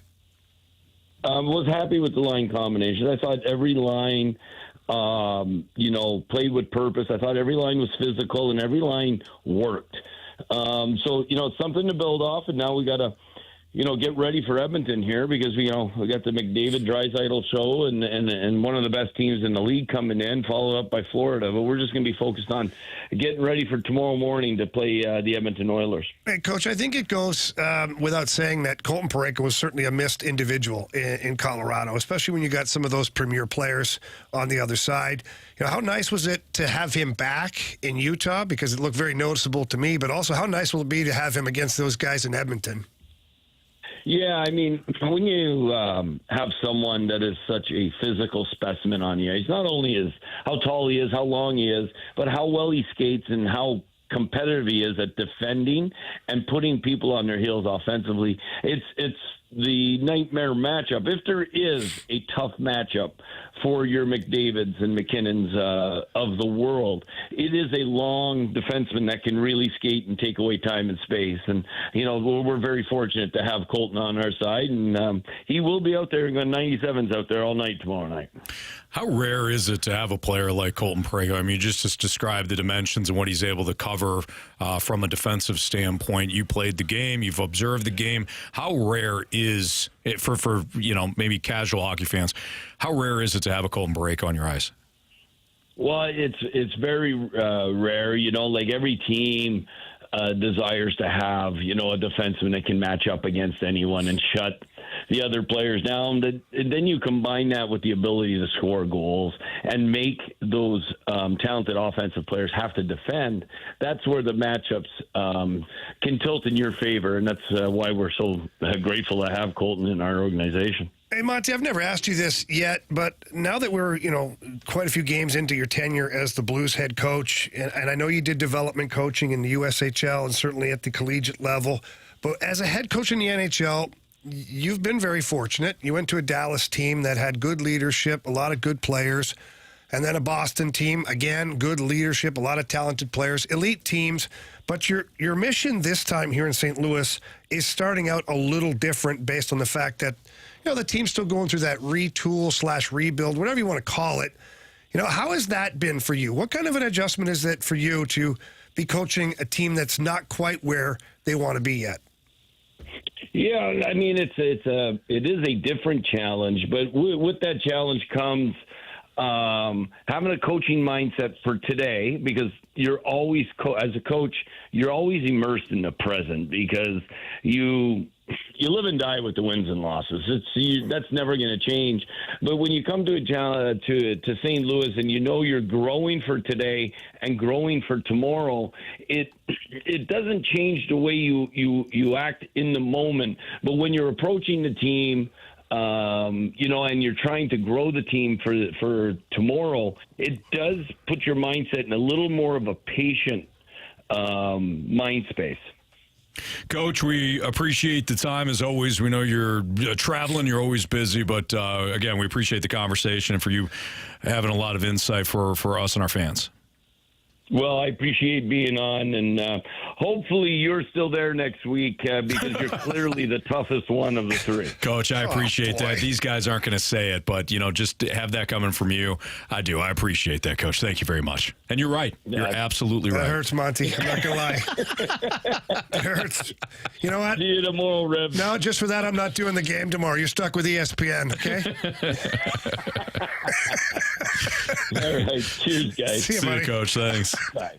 It is an ESPN game. It is a national game, so he's the best. We whether it's the Snake Pit or the text line, Jamie, we get at least one person. It's usually multiple people, but at least one listener every time we have Coach on that says something to the effect of, if you can't play with this guy, for this guy, I should say, play for this guy, then get the fast lane out. Yeah, and that's why I wanted to ask him that question, because he stepped into a pretty good team in Dallas, we know. Took us to the brink, double overtime in 2019, and Jamie Benn almost ended our season. Yep. And then he coached the Boston Bruins to the best regular season record in one season in the history of the game. Right. And now the objective is to get the Blues to that spot, but they're not there. Mm-hmm. So the mentality of the coach, like he said, a little more patient. Yeah. It's not like foot on the gas all the time, a little more teaching. I was curious to see what his answer would be. And it was exactly what I thought. Mm-hmm. I shouldn't say what I thought it would be. It was exactly what it should have been. Sure. It's not what I thought he would answer because I didn't know. But we're lucky to have him, man. No doubt. He's a great coach and he's a funny guy. He just gets it, man. He absolutely does. He just gets it. That's Jamie Rivers. I'm Anthony Stalter. Don't forget, you can join Brandon Kiley and 101 ESPN this Saturday at the St. Louis Wheel at the Union Station, which will be transformed into Captain America's shield. This Saturday from 5 to 7, the first 50 fans will receive a complimentary Ferris wheel ride, Fandango movie ticket codes, chance to win prizes, photo ops, and more. And it's all courtesy of the new film, Captain America, Brave New World. That's this Saturday from 5 to 7 with Brandon Kiley at the St. Louis Wheel at Union Station with Marvel Studios' Captain America Brave New World, which arrives only in theaters on February 14th. You can get all the details at 101ESPN.com. They're going to change the arch into the Winter Soldier arm. It's already silver. It's a good idea. Yeah. Like, what could you make the Winter Soldier arm? Is there a building that you could do that to here in St. Louis? The arch is pretty good. It's a long arm. It is a long arm. It's a little bendy, too. Yeah. Well, an arm is bent. Yeah. Bendable. Well, as long as you bend it the right way. Very I true. can bend it the other way. You may not be happy about it. Oh, God. All right, it's Fast Line on 101 ESPN. Your mic drops reacting to what you heard from Jim Edmonds earlier this morning on TMA is next on 101 ESPN.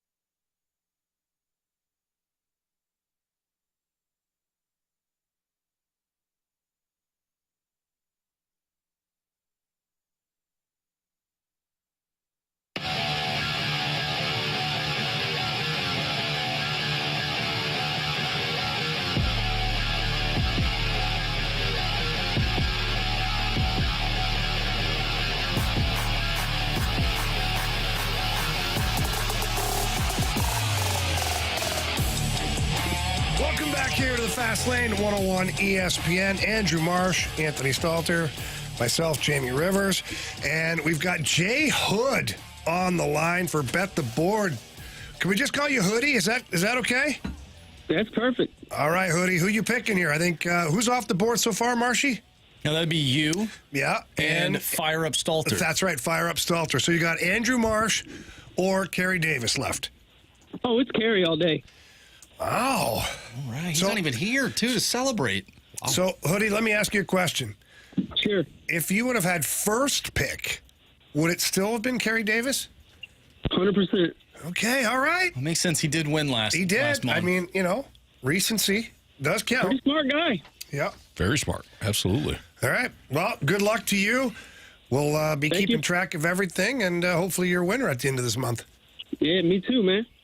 I didn't mean it, Anthony. I feel you. Oh, yeah, you want to win. Thanks, Hoodie. Sorry, Hoodie. The mic was supposed to be off. All right, guys. See you, bud. Thank you. See ya. He's like, what? I'm still here. All right, so Andrew Marsh is the last selection here. Yeah. How do you feel, Marsh? I know this is tough, but I also know you're competitive, and are you going to be motivated by this? Absolutely. Got a big chip on my shoulder, and hopefully whoever we end up getting for this final pick is in for a good month. Yeah. I'm going to give it my all. I know you are. Give it my all. You got that big Chippewa on your shoulder there. I got the big fire-up chip on my shoulder, Anthony. Let's talk to you, the listener. You guys left us some mic drops, some Scott Lee Heating Company mic drops about Jim Edmonds and the tremendous interview that Jim gave to the guys from TMA and the guys conducted from TMA. So let's hear from AJ on his thoughts from what Jim Edmonds had to say this morning. My biggest takeaway from the Jim Edmonds interview was the fact that the St. Louis Cardinals would just send out some willy-nilly email to the Cardinal Hall of Famer. No, what you want to do, if you're a Class A organization, you get some little Johnny Pencil pusher in the front office. His entire job is to reach out on behalf of the St. Louis Cardinals Hall of Fame and say, hey, Jimmy, March 31st, opening day, we want to have you. Make sure to mark your calendar. I'll be your liaison.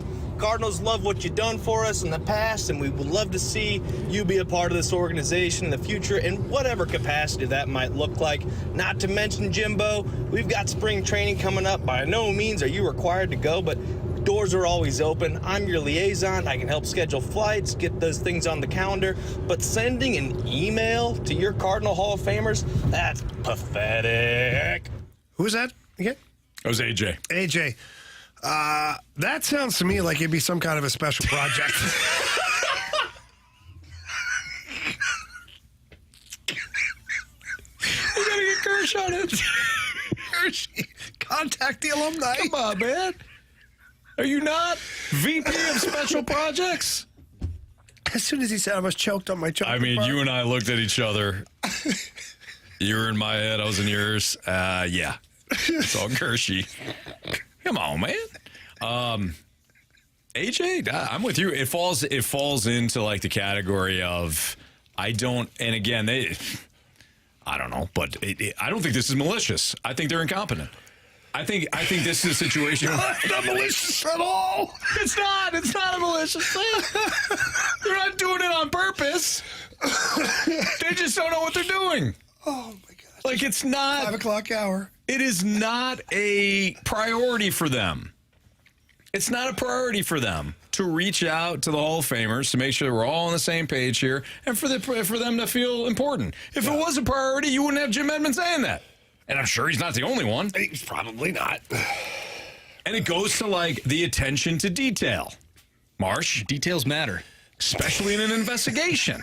And with Cardinals alumni. Correct. So AJ, you're not wrong. I do find it funny, like there was so much said in the interview. Like I didn't even think about the email aspect of it. Like there's just so much to grab from this interview. Yeah. Look, we've all been to either a restaurant or a store where like, oh, these people care. They care. I feel like I'm, I'm not bothering the person behind the counter, even though I'm trying to give them my money. Like, we're sitting there at a table, and the waiter or waitress cares, and it's all the attention to detail is there. We've all been there. We've all been to spots, and we all walk away saying, I want to spend more of my money with your fine establishment. And then we've been to places where you do feel like you're bothering the person behind the counter. Yeah, typically that's like fast food places. Typically when you fast show food up, places, like an hour before they close, but they're closing an hour before they say they're supposed to close, and they don't have any meat left. And then you walk in, they only take cash, and they're ticked off because you came through their doors. The chairs are already on the tables. And you're like, the lights are off, but the drive-through is still open, but you don't know. And I'm like, you guys close at 11? Well, yeah, but if it's not busy, we close at what? It was like 9:45. I'm like, you close at 9:45 if it's not busy? Yeah. Okay, well, you're still open, right? Yeah, this is why you're called fast food, because you stay open past hours that other restaurants don't. Not up in here, sir. Anyways. Yeah. Anyways, bacon-wrapped wiener has a mic drop as well.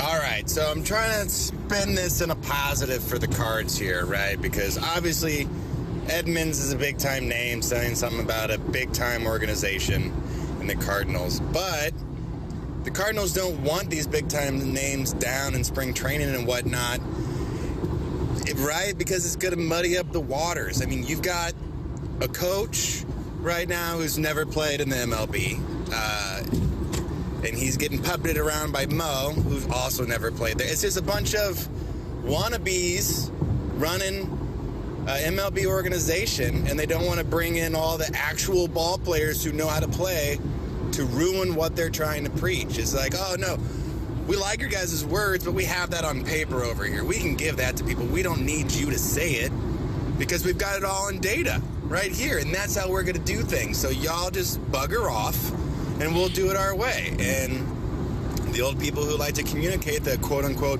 boomers, don't like that. I don't like that term that I just used, but it's a way for people to understand. Bacon-wrapped wiener, out. Yep, well said. I love how he said, let me spin this in a positive for the Cardinals, and then just completely did the opposite. Well, hey, listen, sometimes you start down a road, and we've all been there. Yeah. Start saying something, you're like, you know what, I'm not feeling it. Here's how I actually feel. You know what? Let me tell you something. Let me tell you something about you. I like what he said there. It reminds me of the line: you know the price of everything, but the value of nothing. You know what everything costs, but you don't know the value of it. So the Cardinals know how much everything's gonna cost, but you don't know the value, perhaps, of having certain former players in your spring training or whatever. It doesn't have to be the former player example. Clearly, like, this is what I said to Martian when I first walked in today. This is confirmation on a lot of things we already thought. That we already thought. The on-field product is dipped. It has gone beyond. They need a cleanup hitter or they need a true ace. So we've had those discussions. We're beyond that now. We have to tear it down to the studs here. We need a fourth catcher. We need a. And it better be in the damn lineup too. But we're gonna play him at second base. Here's my vision. Right here. Here's my vision board here. I want catchers all over the diamond because they're the smart ones. Okay. That's how good we'll be defensively. Could you imagine? Now, typically, they're the weakest hitters. I don't care. I want catchers everywhere. Make it happen.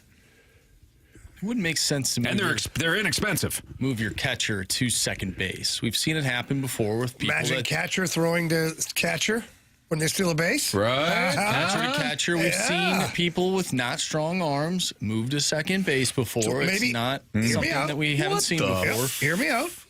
What about the catcher at second base? Yeah. He plays in.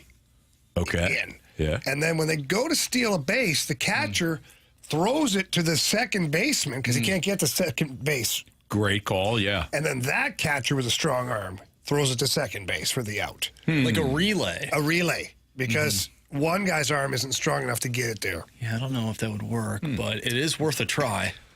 can't be any worse. I mean, it's an automatic double right now. True. And the one thing we all know about sports is that you need to constantly reinvent the wheel. Mm-hmm. That's what they always say. Yeah. All the great ones say, I reinvented the wheel. This is what I did. I have seen people do it before, but they catch the ball, but it's right in their hand. It's like a trick. It looks like a magic trick. It's just boom, right there, right in your hand. Ozzie Smith was great at doing it. Saw Ozzie, the video of him, just over here, boom, throw it. Yep. Maybe we should bring Ozzie back. No. No. Not invited. Oh, no. Not welcome. Oh. You heard, Jimmy. Wizard of Oz, not up in here. Wizard of Oz? We want the Wizard of Oz. Mark McGuire. Nah. Ozzie Smith. What have you guys ever done? The fast lane out of here. Don't you even talk to us, Albert. We've got data. Okay? We've got spreadsheets. You listen to me. We'll be fine. Here's Paul. I love Jimmy Ballgame as a player. He was awesome. It was fun watching him out there in center field. Couldn't stand him as an analyst. He loved himself some Jimmy Ballgame, that's for sure. But what he said, and is what we've all been suspecting, is very disheartening because that's how this organization has been built with the Carnal way. And it sounds like between Mozeliak and whoever else, they don't want the Cardinals' way, and I don't know if it's ownership or Mozeliak or whoever, but to not let an 8-time Gold Glove center fielder who, even though he does like to talk about himself a lot as an analyst and put himself into every situation on the broadcast, he knows his stuff, and he could have been very helpful to some of these young players. Same with some of the other ones maybe that aren't allowed to come back down there or don't feel welcome when they come back down there and aren't allowed to help as much. Hopefully you would take advantage of a guy like Ozzie Smith, who some call the best defensive shortstop of all time, to help a Mason Wynn type player. And Jimmy Edmonds could have helped any of these young outfielders, maybe like a Newt Bar or whoever. And I don't know, just sucks. All right, so that was Paul. Wesley did say in the Snake Pit that Ozzie's always around. Ted Simmons at spring training last season. Jimmy's story has gaping holes. Whoa. And soft contact when you have those holes. Yeah. Balls get through. Ask Miles Michaelis. Oh, I'm sorry. That was hard contact. That finds Extremely hard. You didn't have to go there, Anthony. The ball's screaming. Didn't I? I mean, you didn't have to, but you did. I did, yeah. Well, how about this? I chose to. Yeah, you did. That's because I'm tired of watching it. All right, let's have Bet the Board next.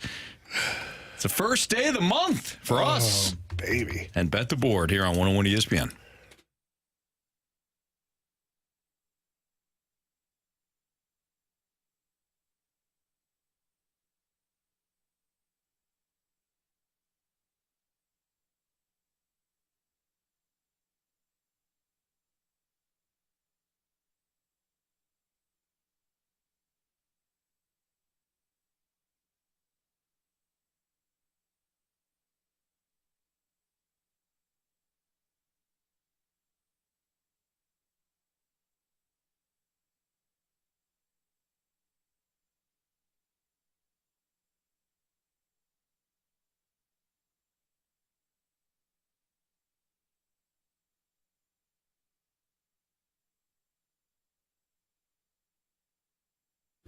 I love Auto Center's Nissan Herculaneum. They have over 700 vehicles all in one location, all out in Herculaneum.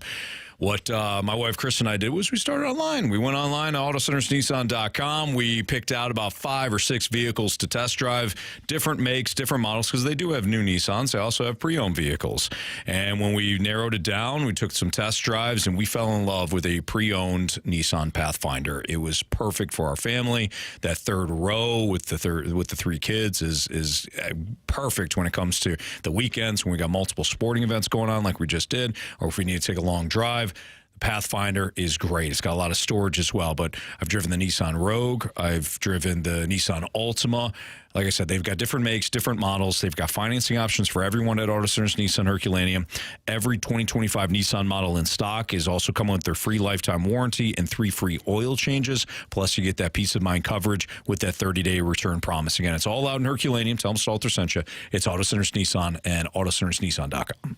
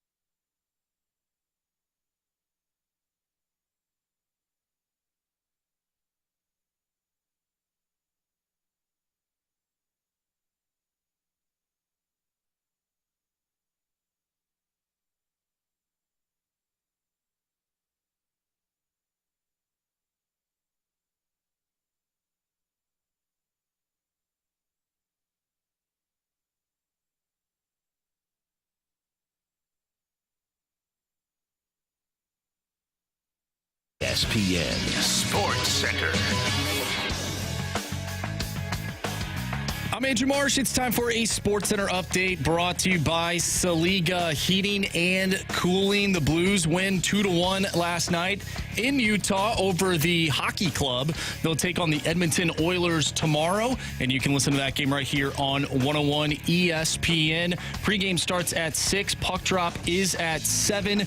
We talked earlier today with Blues insider from The Athletic, Jeremy Rutherford, as well as Blues head coach Jim Montgomery. If you missed those interviews, make sure you go to 101ESPN.com or check out the free Dobbs Tire and Auto Centers 101 ESPN mobile app. Just head to the podcast page and you'll find all of our interviews and full shows there. And it's all brought to you by the Schaefer Door Company.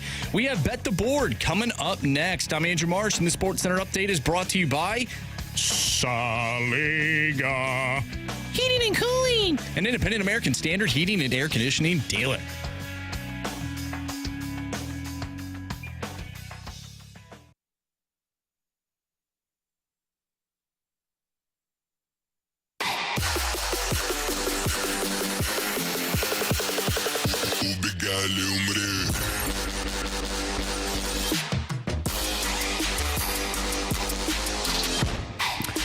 All right, our final Bet the Board contestant for the month of February is none other than Oz. What's up, Oz? How we doing? Good, man. How are you? Good. Warm down here in Florida. Oh, you're nice. in Florida. What part of Florida? Jacksonville. Okay, Nice. all right. Whereabouts? Yeah. Duval. No. Okay. Steelers. Okay, all right, fair enough. Here we go. Steelers, here we go. So, Oz, you are going to be paired up with the one and only Andrew Marsh. How do you feel about that? Oh, man, I'm just kidding. Oh. It sounds great. Oh, he's excited to see you. Okay. He threw you the shop, and then he came right back and said, no, sounds great. All right, so Oz, you and Marshy throughout the month of February, man. Thanks for listening. Thanks for playing. I appreciate it, guys. Keep up the good work. Thank you, man. Thanks, Appreciate Oz. it. Thanks for listening. Thanks, Oz. Have a good one, bud. All right, so without further ado, we've got the first day for us of Bet the Board. This is going to be interesting because our guy Jamie Rivers only has one hockey game to look at tonight. Yeah. Uno momento or something like that. All right, CD is first. CD's first. Anybody for CD? Anybody get a text message from CD? Yeah. No. Yeah, he loves those Wizards tonight. 4.5. Wizards plus 4.5 against Charlotte. He said, I know the Wizards, they've struggled this year, but so has the Hornets. Don't be fooled, CD said, by the Wizards' 7-41 record on the year. They will cover tonight. That's what he said. Yep. All right, am I next there, Marsh? Yeah, Anthony. Since I finished second. All right, Mizzou fans are not going to like this. They're not going to appreciate it. They're going to hate my face. Give me KU minus 145 on the money line tonight against Iowa State. They're at home. There's not a lot of selections tonight. I can't pick NBA. So, I mean, I can, but Carey already took the Wizards. So I'm surprised Carey didn't go with Steph Curry. No, he loves them Wizards. Gotcha. Says they're a young team on the rise, is what he said. Yeah, so Yep. I've heard him say it. So give me KU on the money line, minus 145. Maybe they'll pull some magic out tonight. Maybe they will. Maybe they will. Yeah. No, Marsh. I'm going to take the over 5.5 in the Ottawa-Nashville game tonight. Over 5.5 at minus 120. Uh-oh. Our guy Hoodie said, I should have picked Marsh. He's with Carey. Well, he has the whole month left. Yeah. Be fine. All right. Ottawa playing the Nashville Predators tonight. Give me Brady Tkachuk for one power play point. Plus 250. Ooh. Plus 250. Great odds. Oh. A power play point. That's all he needs. For our boy Brady. It's Plus 0.5. I go with the over. I have said this before. Granted, it's a lot of work on Marsh, but we should incorporate odds. You know? We barely incorporate do this Oz? right. I agree. No, Oz is already incorporated. Anthony, we barely do this right. Jamie. Come on. We did get a text earlier that said Carey ruined Bet the Board. Why? How did you do that? I think with all these NBA picks. I think that's what it was. And nobody actually checks them. That's the problem. I checked them.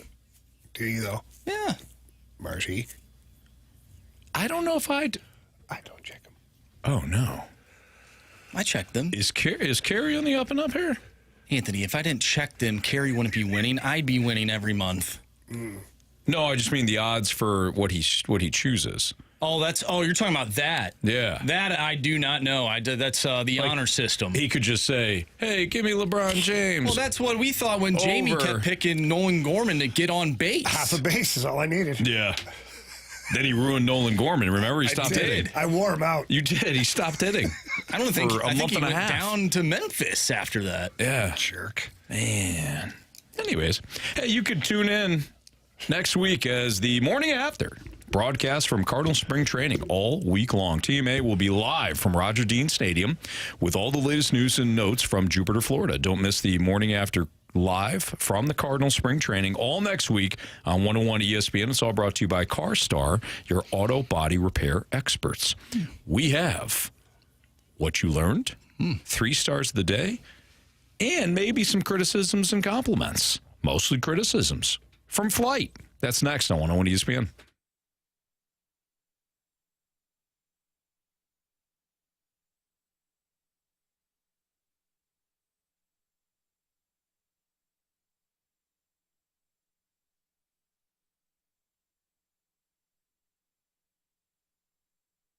For commercial HVAC work, go to aircomfortservice.com. That's aircomfortservice.com.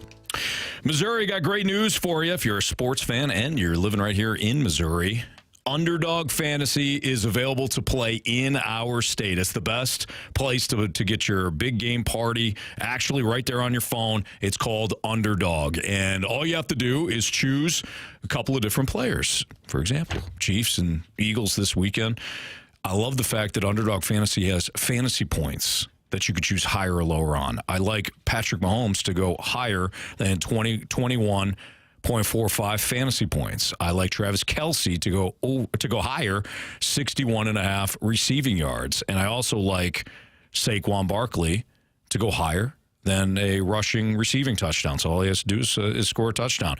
I put my picks together on Underdog Fantasy Champions, and you can too. It's the best place to play Champions. You can sign up, deposit now with my promo code Anthony to get up to $1,000 in bonus cash instantly. And if you're in Missouri, you're going to get an additional $50 in bonus cash when you play your first $5 entry with the promo code Anthony at Underdog Fantasy. Must be 18 or older, present in a state where Underdog Fantasy operates. Terms apply. $10 deposit minimum. See UnderdogFantasy.com for terms and conditions. Concerned with your play, call 1-800-GAMBLER or visit www.ncpgambling.org.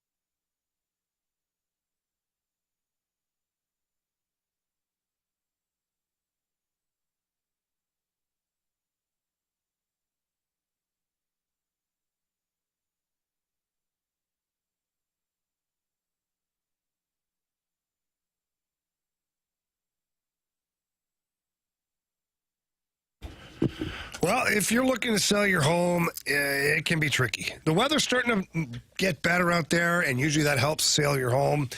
But what if winter comes around again? You have so many questions, and I want to help you. I want to pass you on to my friend, the expert, Gloria Liu, with Your Home Sold Guaranteed Realty. Look, Gloria has been in the business for over 20 years, and she understands what time of year is the best time of year to sell your home.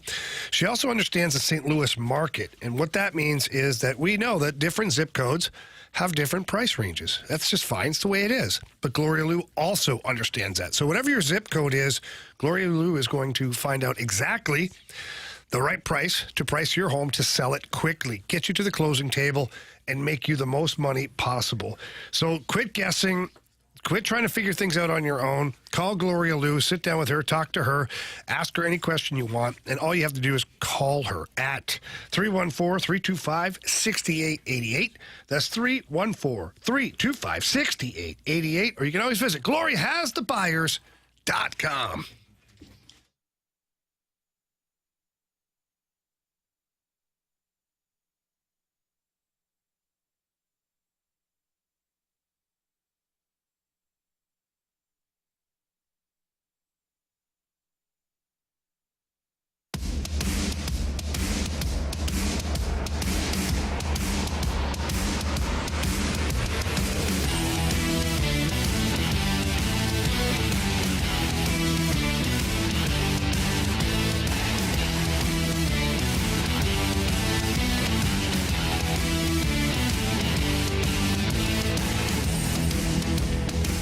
If you missed anything from today's show, you can always download the app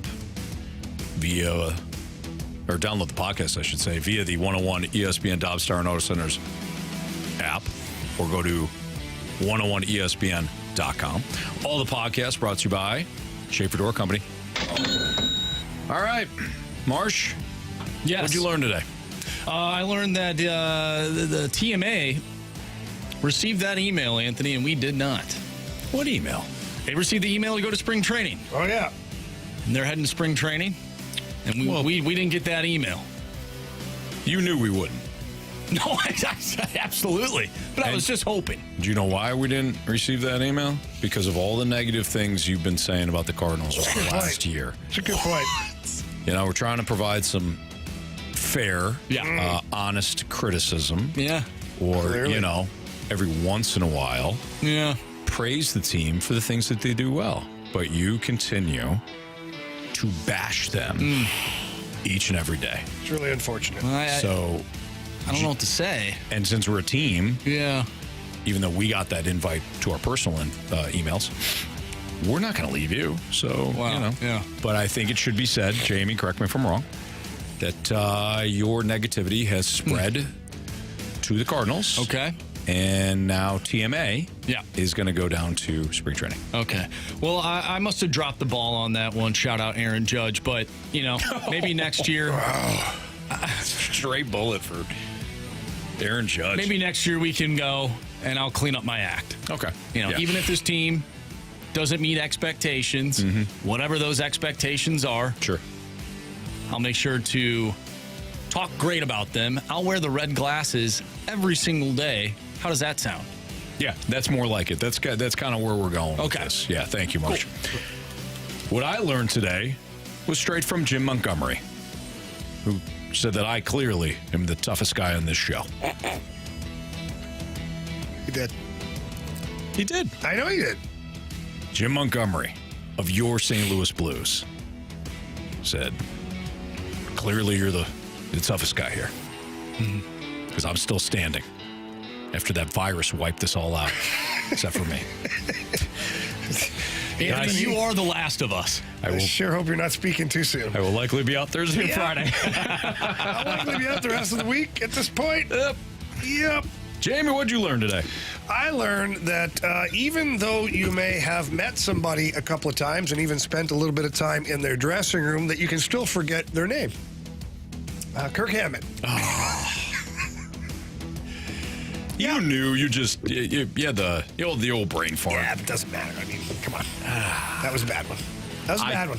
I did think, I'm like, there's no way that he doesn't get 2 points on that question. But you won anyways, Jamie. It's about the W. It is, but still disappointed in myself a little bit. No, you're fine. I believe in you. Okay, thank you. Marsh, I don't know if he does, but I believe in you. What? Marsh needs to clean it up anyways. Yeah, I've been terrible. I've just been terrible. Terrible mood. I take it out on the people in the snake pit, you know? Yeah. Oh, yeah. Last week was rough with you. Yeah.